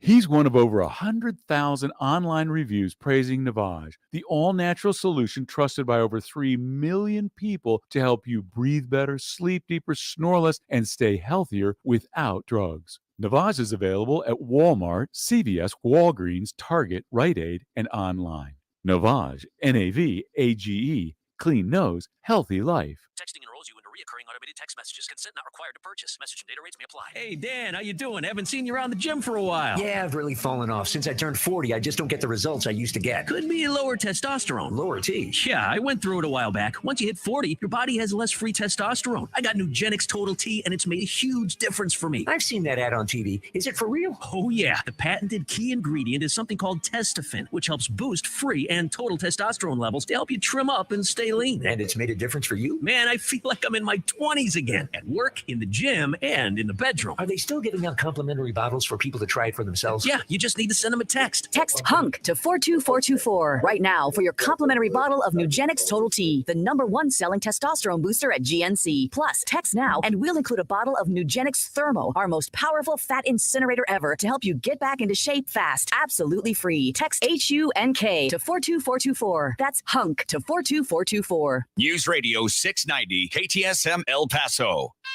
Live from the KTSM AM 690 studios, it's Talk El Paso with Andrew J. Polk. To be a part of the show, call 915-544-KTSM or follow on Facebook at facebook.com/Talk El Paso. Now here's your host, Andrew J. Polk. Thank you all so very much for joining us here for Talk El Paso, airing live on News Radio 690 KTSM. I'm your host, Andrew J. Polk. and however you may be doing so, be it on air, online, live streaming through the free and reliable iHeartRadio app, or joining us over on the various social media pages. We're up on these days: Facebook, YouTube, Twitter, and Twitch, either under Talk El Paso or Andrew J. Polk. A lot of points coming in there, including David Daltrey, appreciating the thinking of the show and thinking about it as more of a town hall rather than a radio show. Interesting way to put it, because I definitely do take on a lot of opinions, and the feedback is not just oh, that's a nice thought, but I'm going to ignore it, but a core part of it. We've been taking calls ever since we've done this program, and got no intention of stopping it anytime soon. Well, only with the addition of comments as well. So I appreciate that, and a lot of other things coming in, and of course those dropping those likes and reacts that we certainly do appreciate, including latest tally. Do have a Flaco Emanis Amber Banda, Marky Mandingo, James Ratcliffe, Angel Rueda, Rick Reyes, Ida Beza Gardner, Ion Grimm, Robert Haynes, Monica Cervantes, Richard Janisic, Robbie Flores, Bernadette Bandicole, and James Holmes. I think I did that in one breath. Anyway, back to the phone lines now. We do have Brian in the Northeast on the line with us here right now. Brian, thanks for joining us. Thank you, Andrew. Yeah, this week when they, the Republicans released their plan for, trying to bring our deficit spending, get the budget and then also pass the debt ceiling bill. No, sure. See if Biden will compromise, or any kind of compromise on that, or just totally not going to do it. Just got me to be thinking about the last time we actually had a surplus was the last 2 years of Clinton and the first 2 years of Bush. Since then, now we're 28 to 30 trillion, I guess. 31 last check, yeah. And if you have an answer for it, would be great. But I'd also love it the next time we have Escobar and Tony Gonzalez up for election, or, in one of our, and especially since, the spending bills come out of the House. Sure. And then, or with, of course, if you ever do during election season, talk to Cruz or Cornyn. What I'm truly curious about is at what point would the debt for the United States actually collapse our economy? At what point would it be broken? So again, I don't know if this is something, if you've ever studied and have a response for it, I'd love it. If you don't, believe me, I get it, because I've tried to figure it out myself, or, look up information. I just can't get my head around it, but I'd love it if you one day we're able to propose this question to Escobar, Gonzalez, or whoever else was, running against him. So thanks a bunch, Andrew. Yeah, sure thing. I appreciate the point and the question there. You have a good one. Thanks. So let me put it this way. What you actually see on your greenbacks, if you still got them in hand these days, as I occasionally do, is that, frankly, the way that the debt works, and the reason that it may not be there's a certain number that has to be reached. It's not like an integer overflow. We reach enough digits and all of a sudden it all comes crashing down. The phrase that's used on the currency of this country is, backed by the full faith and credit of the United States government. Maybe not exactly that phrasing, but that's the general idea. And that's why these debt ceiling fights end up being so contentious, among other things. Not doing it, there's an argument that it could violate part of the Constitution, in which why in previous debt ceiling fights there have been some truly fanciful ideas brought up, including the idea of issuing $1 trillion coins made out of pure platinum by the United States Treasury. And the reason that that would even make a level of sense, and I mean, sure, there's other questions like Ed Clore, we keep printing more money. I mean, monetary supply and monomonetary theory are whole bugaboos in their own right. But let me just put it this way, that the full faith and confidence is both the purpose and the measure by which the impact on the economy will come from. I mean, according to usdebtclock.org, as of this moment, the U.S. national debt stands at $31,697,736,000,000 and just 500,000. As of the moment I said that, it's now gone up by another 100,000, as that is the estimate that goes on there. So really, and this may not feel that satisfying, but ever since the United States switched from essentially precious metals backed currency, you can still occasionally find them. I want to say I got one in circulation, which I have no idea how I got it, but an actual silver certificate. Managed to get one in change, and I was like, wait, how do you have this? And the fact that those are still around is that, I mean, it used to be that you'd be able to take that to a bank, that silver certificate, and turn it in for its weight, or not its weight, but its equivalent value, $1 worth of silver. But that has been moved away steadily ever since, basically you could call it the turn of the previous century, and then even sped up further when there was the complete removal of it and removal of the gold and then silver standard. So there is nothing specifically besides essentially the United States itself backing up our money. Now, being, the biggest, if not one of the biggest economies in the world these days, depending on how you measure it. And of course, the, for the moment, undisputed heavyweight champion of the world, whenever it comes to military power, leads to a lot of, okay, there's a reason to be confident in it. Now, that, in my analysis, and again, the credential I'll pull out here is that, yes, I have a minor in economics, is that it does take that faith, that continued belief in it. So that's, again, maybe the unsatisfying answer to that is that as long as people believe in it, that the United States can back up what it says it's going to do, it won't be a problem. So it kind of ends up being a psychology question, which is just super unsatisfying to me personally, but it's the best answer I've come up with, that as long as people believe it is, it will be. I'm not saying this is if you believe in fairies, clap your hands kind of moment, but it's maybe a little bit closer to that than I'd totally be comfortable with, though it's, and I'm sure there's a lot of people screaming at me through the phone or on the comments right now, that I don't know if there's a better system or a more reasonable one to use in this day and age, but it's also one of the reasons that I'll just say it, I ended up buying some cryptocurrency, even if that may have bit me in the butt a little bit, because there's not too much difference in that in the way other things work these days. So in short answer to your question, it'll become a problem once enough people think it is a problem, is the very simplified and probably technically incorrect in at least one way type of answer I can give you. Let's go ahead and take that next break right now. Coming out of this break, we're going to talk more about this and the other issues because, hey, Free for All Friday, it's what we're doing. It's what we got on the line. If you want to get on the line, just filled up, but just keep that number handy, 915-544-5876, 915-544-KTSM. Back after this break with more Talk El Paso here on News Radio 690 KTSM. Stay tuned.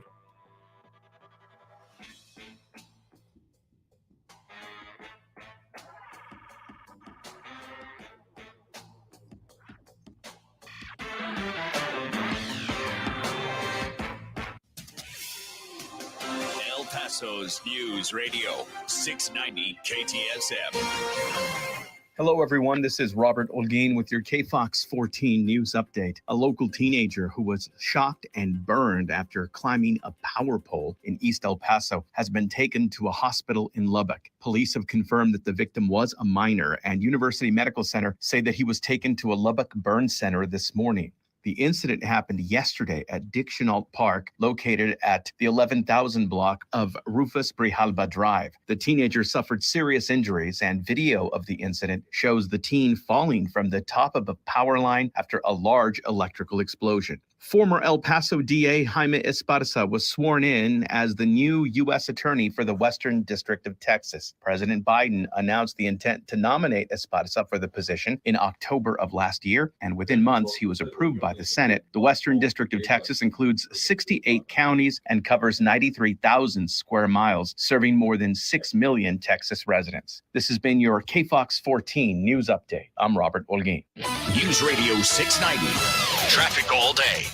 Northbound on the 54 Patriot at Sun Valley Drive, an earlier accident has multiple lanes closed. Only the center lane is open. 54 southbound, an earlier crash of the I-10. That accident's off on the left shoulder involving a truck. Global Reach still slow southbound from the expressway to Montana with 40-minute delays and an injury accident in the clearing stages eastbound red at Donovan Drive. Carrie Edwards, El Paso traffic. From the KFOX 14 Severe Weather Center, this is forecaster Nasai Mancini. Well, folks, we're in for a warm weekend. Gonna be in those 80s on Saturday and Sunday. Might have a little bit of those breezes creeping their way into the forecast on Sunday. Next Monday and Tuesday, that is when we are going to be on the breezier side, but we're going to be staying in those 80s. You can head on over to kfoxtv.com for the latest forecast. This report is sponsored by Our American Stories.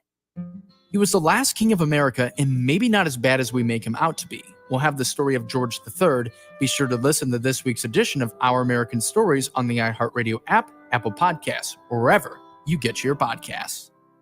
Hey, El Paso, Ivan Ochoa, General Manager of Sunland Park Chrysler Dodge Jeep Ram Fiat. Thank you again, El Paso, for making us #1 in new Chrysler Dodge Jeep Ram sales in March. While other dealers continue to sell their vehicles for over MSRP, we continue to have the best prices in town. Get huge savings on hundreds of new and certified pre-owned vehicles during Ram Truck Month at Sunland Park Chrysler Dodge Jeep Ram Fiat. Right now, get $5,000 off MSRP on 2023 Ram 1500 Lone Star Crew Cab, plus super low 4.9% APR for 72 months. Get $5,500 off MSRP on 2023 Jeep Gladiator Sport and $6,000 off MSRP on 2023 Dodge Durango SUVs. Worried about your trade or credit? Our lenders will push to approve your credit, even if your credit is less than perfect, or if you owe more than your trade is worth. Trade and upgrade for less at Sunland Park Chrysler, Dodge, Jeep, Ram, Fiat at I-10 at Sunland Park Drive or online at sunlandparkdodge.com. Estamos en tu esquina, El Paso Strong. Includes factory rebate and dealer discount plus DTNL, 4.9% APR, 1606 per thousand finance. Also select vehicles with approved credit. Offers not combined. For the local issues and discussion you won't get anywhere else, turn to Talk El Paso, weekdays at 4 right here on News Radio 690 KTSM, brought to you in part by the El Paso Community Foundation. Sound off on what matters to you, Monday through Friday, 4 to 6 p.m., and let's talk El Paso. Bitcoin and crypto are breaking out while the economy slides into a recession.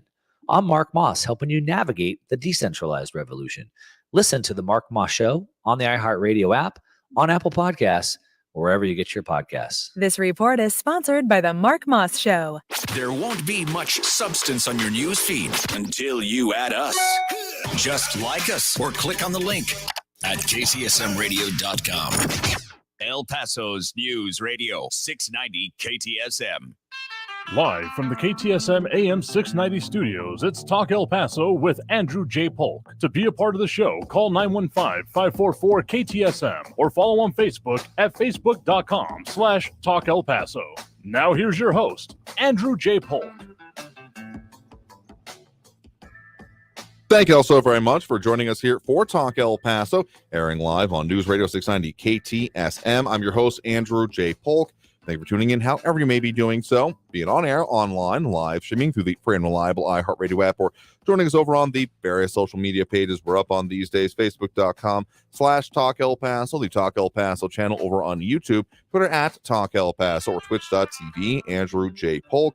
A lot of comments coming in there, a lot of people chiming in on different things, including Eric von Holstein-Rathlow saying, if the world drops the petrodollar, we're screwed. I mean, yeah, the dollar being the U.S. is being not just the U.S., but the world's reserve currency. I've been reading up a lot on that, and there's certainly a lot to be said about it. But I know there's ideas about it suddenly being dropped all at once. But let's just say the idea of it switching to anything else in the interim. I mean, you have to find something that has enough supply, big enough, and is available to do it. And there's a bunch of reasons why the yuan, specifically the currency of the country of China, would not be able to fit into that. Maybe once BRICS, if it ever actually decides to become more serious and become its own currency and develop its own currency, which again, I have serious doubts that the China part of BRICS would allow that to happen, because their currency devaluation and their strict control over it and how they set the value, and it's not a supply demand, what we think it's worth kind of thing. They peg it basically to the dollar, among other things, is a reason I don't see that happening at least anytime soon, unless there's other factors that haven't considered into it, which is entirely possible. But hey, in the meantime, let's go back to those phone lines right now. We do have, as we get close towards the end of the show here, squeezing in what we can, we do have Frankie and Messia on the line with us here right now. Frankie, thanks for joining us. All right, so much to talk about, so little time. Well, I can't stop laughing. This is beyond hilarious. You can't get this in a comedy club. I don't care what it is. Now, you just got, with everything else going on, sure, dumping on the conservative kook nut jobs out there. Recently, just right now, it was shown that your senator, Thud Cancun Cruds, got busted. Busted. You get what I'm saying? Busted. I think I got you. Okay, good. So what happened? This guy, behind the scenes, gets with the whack jobs there at Fox Noise Network and says, hey, you guys got to come up with something solid about all this nut job stuff you're talking about with this false election stuff. And they didn't have anything. And so what does your boy, Thud Crud? He goes out there and lies with the rest of them. This is unbelievable. Now, with the whole thing, with the Dominion thing, with the $750 million, when are you conservatives out there going to get a brain in your head? That's almost an oxymoron, isn't it? When are you conservative kooks out there going to get a brain in your head and find out you are being lied to? That's my opening comment. I think referring to, okay, easy one here, article headline from Business Insider, Ted Cruz begged Fox to show evidence before repeating election lies. And I mean, there's libel, slander, defamation in general are very real things that can happen. And if you're making claims, particularly about not just like a, hey, I don't like this person, but a, hey, this person did something specifically, you best come correct and know exactly and be able to prove what you're saying, and or can end up in situations like what we're looking at here. Well, of course, libel, slander. I mean, everybody. Well, not everybody, but yeah, the obvious answers and understanding of both of those particular points are clear in the laws of the land. What I'm saying is, this guy goes out there and he's asking these people, "Hey, where is your proof?" They don't have any, and he goes out there and spouts off about all the lies. Now, I'll tell you what, Smartmatic is not going to do what Dominion did. They are going to take it to the end and going to force Foul Noise Network to apologize every single day that Foul Noise Network is on the TV, and they're going to have a disclaimer. We are an opinion network. Everything we're saying is nothing but a lie. So you people listening, you're being lied to. I hope to God, by the gods of old, that's what they do. That's my comment. Okay, that's an interesting concept there. I don't know if that would actually come to pass.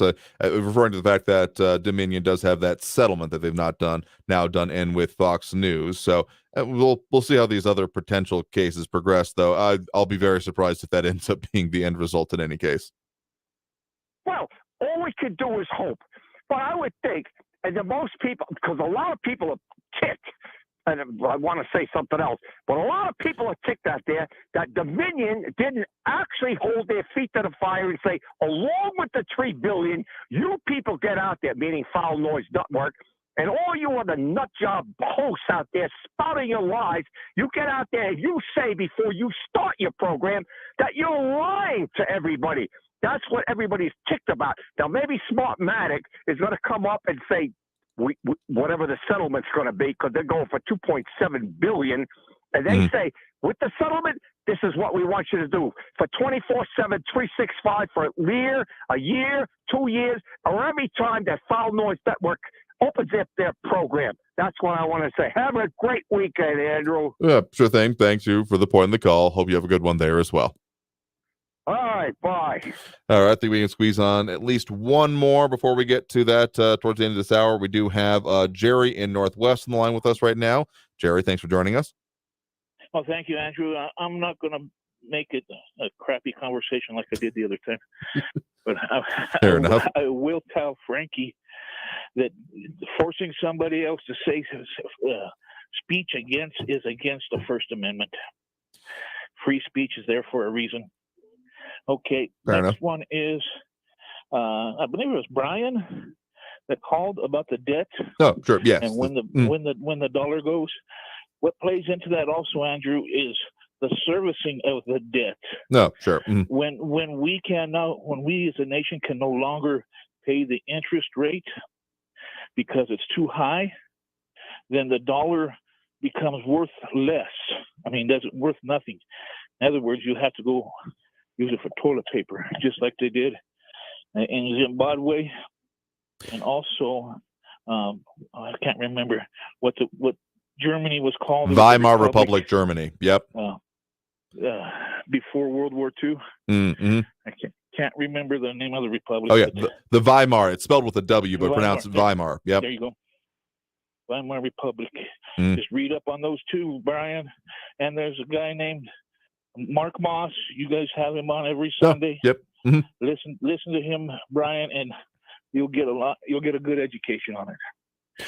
And the main reason I called in, Andrew, is because what is the definition of a indentured servant?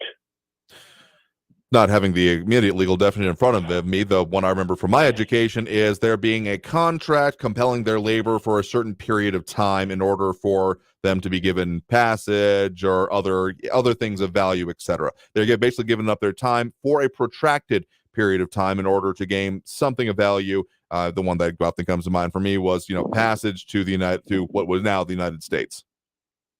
Okay, another the definition is slavery. temporary. And well, the reason I would call that different from slavery is that it is contracted, but it's not like you can decide you're not going to do it anymore without severe penalties. But particularly the definition of chattel slavery as it existed then with the United States was not as a temporary and not even as a to your own personage. That was then a definition that involved, well, generations of your offspring as well. So even those unborn. Yes, and also people that are living, let's say, in Honduras or Guatemala or Nicaragua, their mothers, their fathers, their brothers, their sisters would end up dead if they don't pay them back.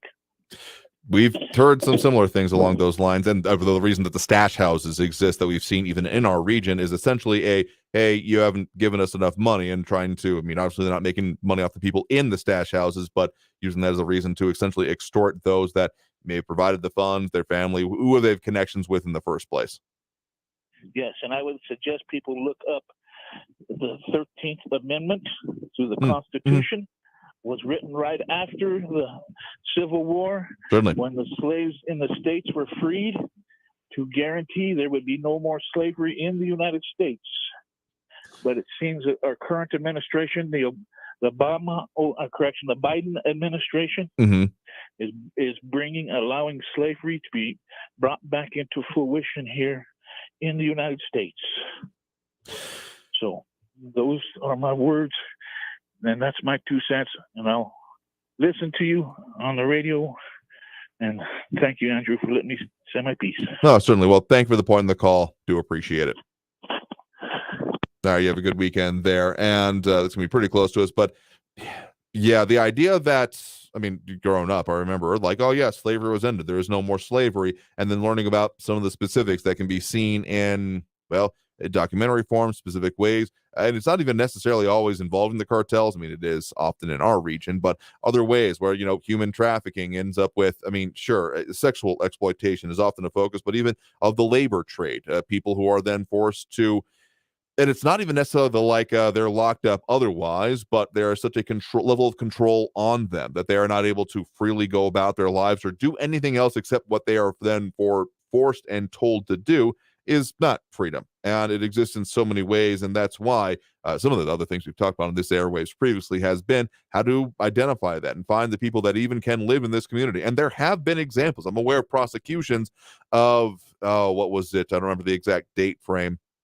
I want to say it was in the late 2010s, which is a weird phrase to say now that I've said it, but that there was at least a couple of, young ladies, young girls, actually, I think 14 to 16 who were having, they had essentially been trafficked, but then were coerced into further trafficking other girls to, hey, come and get an easy job. And then they end up being sexually exploited. But it was almost positioned in such a way as where they were in control of it, except when it comes down to it, they absolutely weren't. So there's a lot of forms that it can take here, and the elimination of it, as much as is going to be feasible and possible through force of law and enforcement of it, is definitely something that should be focused on and continue to be so in this country.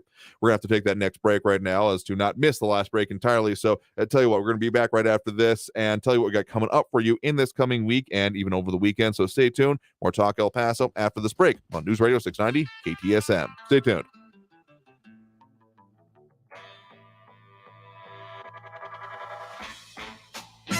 Traffic all day.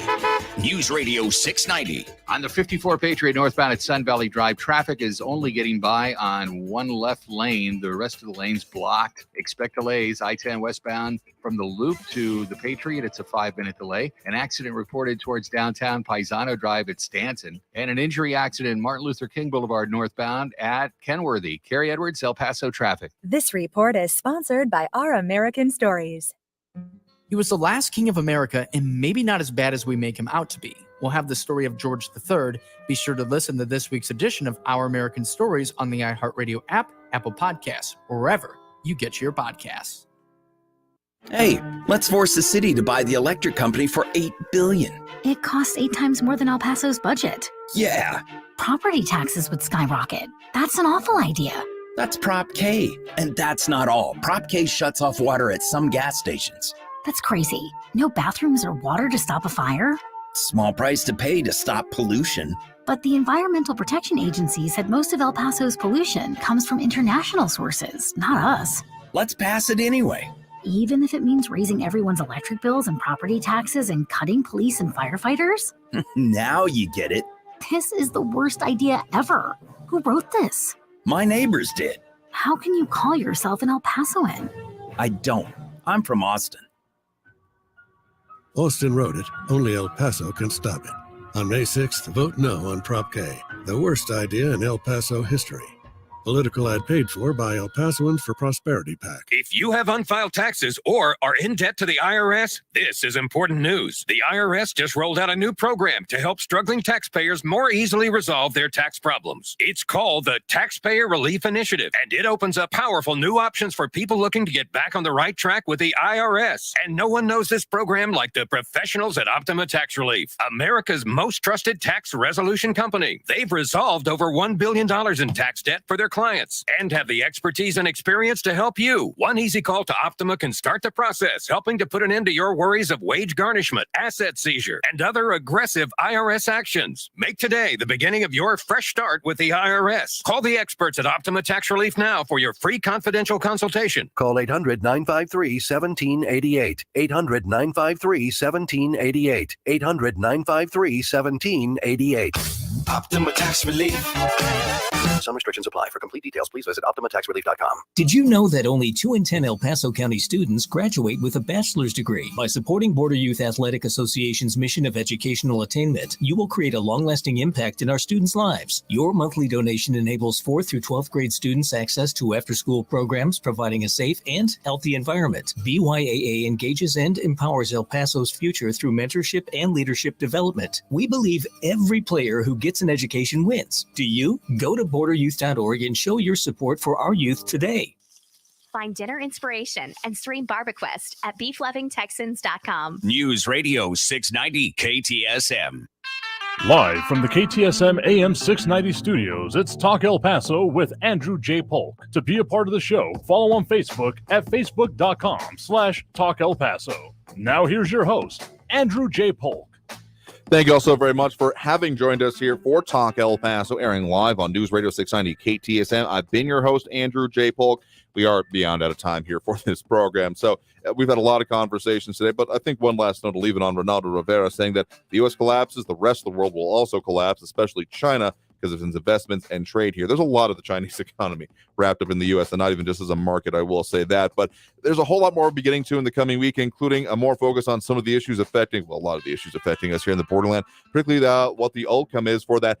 Don't forget the El Pasoans Fighting Hunger Food Bank, their challenge grant match still going on, elpasoansfightinghunger.org. We'll be featuring them on the show tomorrow. Some of the also local events going on, and hopefully some giveaways coming along with that. And then definitely, early voting starting on Monday. Make your plan to go vote, and I'm sure we'll be talking a lot about that and the results. And don't forget to tune in this weekend for the El Paso History Radio Show, airing 10 to noon here on News Radio 690 KTSM, as we focus on the County Coliseum, the history of performances that have happened there, as well as some of the stuff going on right now. But we're out of time here for this show, so I want to thank everyone that did tune in, call in, comment, participate in the show. Seriously, if you want to talk about the things that affect us here in the borderland and beyond, you're in the right place, and we'll continue doing that every Monday through Friday, 4 to 6 p.m. Until then, until next time then, I want you all to stay safe out there, look twice for motorcycles when out on the road, and have a great evening and a great weekend, y'all. We'll see you on Monday. Stay safe out there. Traffic all day. News Radio 690. An earlier crash northbound on the 54 Patriot at Sun Valley Drive has multiple lanes blocked due to that crash. Only the left lane getting by. Expect delays. Heavy traffic on the I-10 westbound from the loop to the Patriots, a 10-minute delay. Accident reported on Paisano Drive at Stanton downtown. Injury accident northbound Martin Luther King Boulevard at Kenworthy. Carrie Edwards, El Paso traffic. Portions of the following program were pre-recorded. Hey, El Paso, Ivan Ochoa, General Manager of Sunland Park Chrysler Dodge Jeep Ram Fiat. Thank you again, El Paso, for making us #1 in new Chrysler Dodge Jeep Ram sales in March. While other dealers continue to sell their vehicles for over MSRP, we continue to have the best prices in town. Get huge savings on hundreds of new and certified pre-owned vehicles during Ram Truck Month at Sunland Park Chrysler Dodge Jeep Ram Fiat. Right now, get $5,000 off MSRP on 2023 Ram 1500 Lone Star Crew Cab, plus super low 4.9% APR for 72 months. Get $5,500 off MSRP on 2023 Jeep Gladiator Sport and $6,000 off MSRP on 2023 Dodge Durango SUVs. Worried about your trade or credit? Our lenders will push to approve your credit, even if your credit is less than perfect, or if you owe more than your trade is worth. Trade and upgrade for less at Sunland Park Chrysler, Dodge, Jeep, Ram, Fiat at I-10 at Sunland Park Drive or online at sunlandparkdodge.com. Estamos en tu esquina, El Paso. El Paso Strong. Includes factory rebate and dealer discount plus DTNL. 4.9% APR, 1606 per thousand finance. On select vehicles with approved credit. Offers not combined. News on the hour and the hat. Traffic and weather all day. News Radio 690 is KTSM AM El Paso, an iHeart radio station. NBC News Radio, I'm Brian Shook. The Supreme Court is ruling the abortion pill mifepristone can stay on the market. The decision comes after the court extended a temporary stay on a Texas federal judge's ruling to halt production and distribution of the drug. Mifepristone was originally approved by the FDA in 2000 and has been used by over 5 million women since. With the ruling, women can still obtain the drug by mail. Millions of Americans are bracing for severe weather. A weather system stretching across the South, Midwest, and Northeast is affecting over 15 million people. Upper Texas and the lower Mississippi Valley could see severe thunderstorms with isolated tornadoes and large hail. President Biden is taking steps to curb pollution affecting low-income and minority communities. He explained his executive order. Every federal agency must take into account environmental and health impacts on communities and the work to prevent those negative impacts. Agencies will be required to look at gaps in science and data to better understand and prevent impacts of pollution on people's health. It will also require agencies to notify nearby communities in the event of a release of toxic substances from a federal facility. The families of the 61 people who died in the 2017 Las Vegas mass shooting are officially getting payouts from the shooter's estate. Lisa Taylor has more. The man had $1.3 million in assets. Each family will get nearly $20,000 after a judge approved the payments on Thursday. This comes after the shooter's mother assigned her share of the inheritance to the victims' families. Most of the money comes from the sale of 2 homes and a plot of land the man owned. I'm Lisa Taylor. Former New Jersey Governor Chris Christie is considering a run for president in 2024. You're listening to the latest from NBC News Radio. Thousands of lawsuits against New Brunswick-based Johnson & Johnson are now on hold. Lisa G. reports. A U.S. bankruptcy judge halted some 40,000 lawsuits alleging the company's baby powder and talc products cause cancer. It comes as J&J tries to reach a settlement for a second time. The Wall Street Journal reports the temporary hold will last through mid-June. The company recently proposed an $8.9 billion settlement and said it expects to bring that plan to bankruptcy court. Lisa G. reporting. Jamie Foxx is said to be doing better after a medical complication. His friend Martin Lawrence offered the update to Extra while receiving his star on the Hollywood Walk of Fame Thursday. Foxx has been hospitalized since April 11th.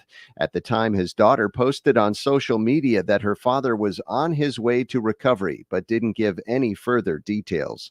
The MLB is suspending New York Mets ace Max Scherzer for 10 games, claiming he used a foreign substance earlier this week. Jonathan O'Halloran reports. The league announced the suspension on Thursday after Scherzer was ejected from Wednesday's win over the Dodgers. Scherzer became irate on the field after being checked 3 times by umpire Phil Cuzzi, who claimed his hand was still too sticky even after washing them with alcohol. The Mets star pitcher claims he was only using rosin, which is an approved substance. Scherzer initially planned to appeal the suspension, but has declined to do so since the appeal would not be heard by an independent arbitrator, but by MLB officials. Scarlett Johansson and Gwyneth Paltrow are quashing the rumors they clashed on Marvel movie sets. Johansson joined Paltrow on the Goop podcast to reminisce on their time on Iron Man 2. The Black Widow actress said Paltrow, who starred as Pepper Potts, was kind to her on set and admitted she felt out of her comfort zone while filming the movie. Brian Shook, NBC News Radio. Texas. The Mega Millions jackpot is over $500 million, and the Lotto Texas jackpot is over $60 million. And you can now buy your lottery tickets right from your phone at jackpot.com. That's right, you can buy official Texas lottery tickets on your phone at jackpot.com. It's easy. Just go to jackpot.com, choose your favorite lottery game, pick your lucky numbers, and get your winnings instantly. Don't wait. You can't win the jackpot if you don't play. So go to jackpot.com right now and buy your lottery tickets on your phone. Go to jackpot.com. That's jackpot.com. Paid for by jackpot.com. You must be 18 or older to order a lottery ticket. Please play responsibly. If you or somebody knows a gambling problem, call 1-800-GAMBLER. For the local issues and discussion you won't get anywhere else, turn to Talk El Paso, weekdays at 4 right here on News Radio 690 KTSM, brought to you in part by the El Paso Community Foundation. Sound off on what matters to you, Monday through Friday, 4 to 6 p.m., and let's talk El Paso. The Good Feet Store, improving people's lives 2 feet at a time.